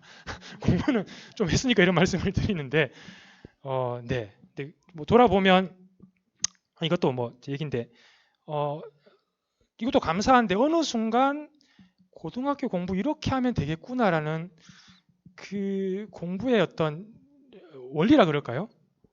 그 수학을 풀 때 이런 깨달음이 있었거든요. 이 고등학교 한 1학년 때쯤이었나?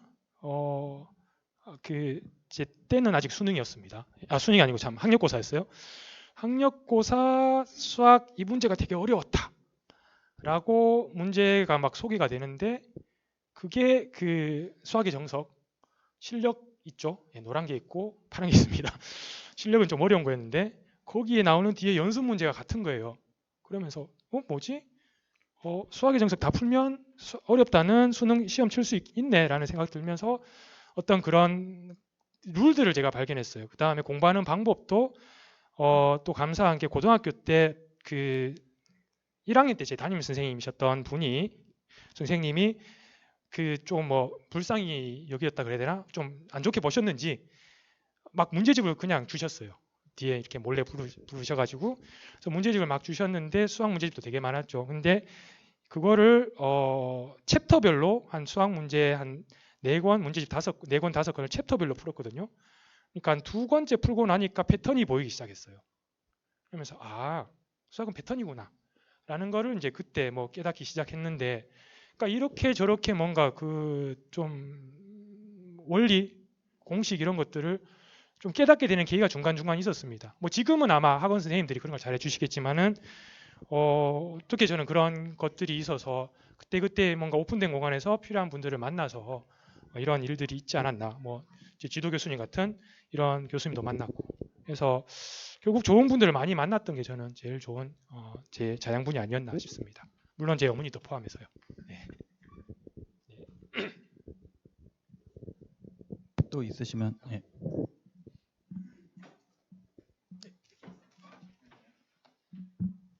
네, 교수님 좋은 강의 감사합니다. 저는 왕신일교회 고등부를 담당하고 있는 배승리 목사입니다.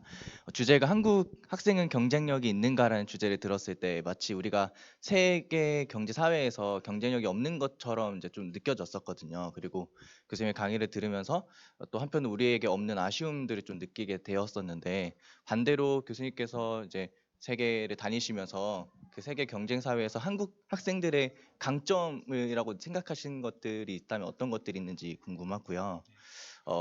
한국 학생들의 강점이 있다면 그러니까 이제 E 성향이 있고 I 성향이 있는 것처럼 이제 저희만의 강점이 맞는다면 저희가 오히려 그것들을 더 키워나가고 그것들을 인정하고 갈 필요가 있다고 생각하는데 꼭 교수님께서 오늘 설명해 주셨던 그것들을 맞추어서 우리가 염두에 두고 그것들을 위해서만 생각해야 하는지 꼭 그러니까 지금 한국 학생들의 특성을 우리가 인정하고 그것들을 가지고 우리가 더 나아갈 수는 없을지에 대해서 교수님의 의견이 좀 궁금합니다. 그 한국 학생의 가장 큰 장점은 역시 성실함입니다. 예. 제가 뭐 농담 삼아 이야기하는 것 중에 전 세계 교수 중에 한국 교수가 제일 좋다. 그러니까 저는 제 직업에 아주 만족하는 교수라서 만족하는 거지라고 하실 수도 있는데 되게 뭐 교수님 중에도 만족하시지 못하시는 분이 계십니다. 이것도 뭐 교수 못해 먹겠다 이런 분이 계시는데 전 세계 어떤 교수보다 한국 교수가 제일 좋다고 생각하는 게 그 원인 중에 하나가 이제 학생들의 성실함이거든요. 사실 뭐 유럽 가보면 그렇게 학생들이 성실하지 않습니다. 그래서 거기에서 교수하는 분들이 되게 학생한테 일 시키는 게 너무 힘들다. 말을 했는데 말을 안 듣는다. 한국 학생들은 열심히 합니다. 말하면 열심히 하는. 근데 그런 학생들로 둘러싸여 있고 뭐 연구비 지금 줄었지만 그래도 연구비도 풍부하고 뭐 이런 모든 시스템들이 되게 좋아서 하는데 그 성실함은 있는데 그 성실함 때문에 그래서 뭐 말씀드린 게 제가 익스트림이라고 했는데 2등은 합니다. 2등도 하고 뭐 중간 이상은 당연히 하고요. 지금 그대로 해도 중간 이상은 당연히 하는데 저는 이제 뭐 첨단이랄까요? 정말 탑으로 가기 위해서 그래도 지금 이제 한국이 어느 정도 앞서 왔잖아요. 그래서 몇몇 분야에서 리드를 하고 돼 있고 지금 한국은 더 이상 뭐 선진국이죠. 그래서 뭐 몇몇 분들은 한국이 좀 세계를 리드할 수 있어야 된다는 이런 얘기도 많이 하시는데 그러기 위해서 과연 한국이 이제 세계에서 더 나아가기 위해서 뭘 해야 될까라고 봤을 때 이런 그 세계의 어떤 연구자들, 어떤 젊은 사람들이랑 비교해 봤을 때 모자라는 부분이 이거다라는 거였고요. 그래서 이 성실함에다가 지금 말씀드렸던 어떤 스토리텔링이라든지 비주얼라이제이션이라든지 다른 사회를 볼 수 있는 뭐 이건 사실은 간단한 깨달음이에요. 아, 이게 중요하구나라는 걸 깨닫는 순간 이게 눈이 확 열리면서 그 길로 갈 수 있는 거기 때문에 어떻게든 저는 뭐 교육의 현장에서 그걸 자꾸 깨달을 수 있도록 이제 푸시를 하는 거고, 뭐 그런 것들을 학생들이 그 받아 나갈 수 있다면 아마 세계의 탑이 될 수 있지 않을까 저는 생각합니다. 네. 그 교수님 말씀하신 그 학생들의 비중 속에 기독교인 학생은 어느 정도의 비중이 있으며 그 학생들의 기독교 학생들의 장점과 단점 무엇이 있을지. 그 기독교인 이거 뭐 그냥 학생들은 잘 모르겠어요. 제가 그렇게까지 막 학생들이 기독인인지 어떤지를 제가 보지는 않았는데 그냥 뭐 제 개인 이야기가 되겠죠. 그래서 제 개인으로 돌아봤을 경우는 앞서 말씀드린 것처럼 진짜 좀 어려움이 왔을 때 뭔가 이런 혼동 같은 것들 삶에 정말 뭐 우리 학생들도 그렇겠죠. 해도 이렇게 공부가 안 되냐 아니면 연구가 안 되냐 라는 반드시 그렇게 한번 떨어지는 포인트가 오거든요. 그럴 때 과연 거기서 치고 올라올 수 있냐 없냐라는 것이 있습니다. 근데 저도 학생들 힘들 때 좀 해줄 말이 없어요. 사실 뭐 학생들이 뭐 힘듦을 토로할 때 사실 뭐 맞는 말 하거든요.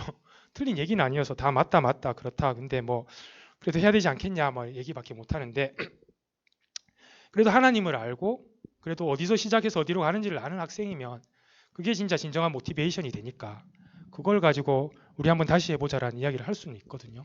그래서 그런 부분들 가장 밑에 펀더멘탈한 부분이 우리 뭐 기독 학생들의 차이점이 아닐까라는 생각을 합니다. 아, 이름이 뭔가요? 저요? 응. 윤정현이요. 윤정현? 정현이 열심히 노래한다.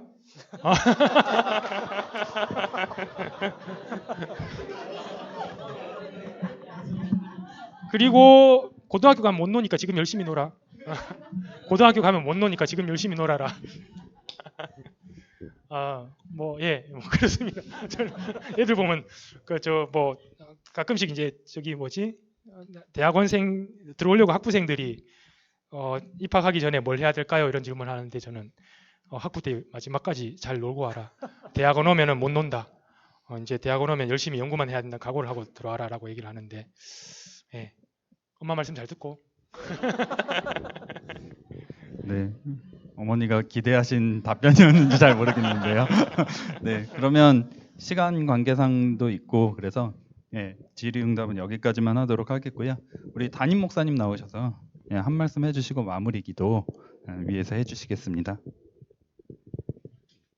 네, 우리 오세훈 교수님 귀한 강의를 해주셔서 감사를 드리고요.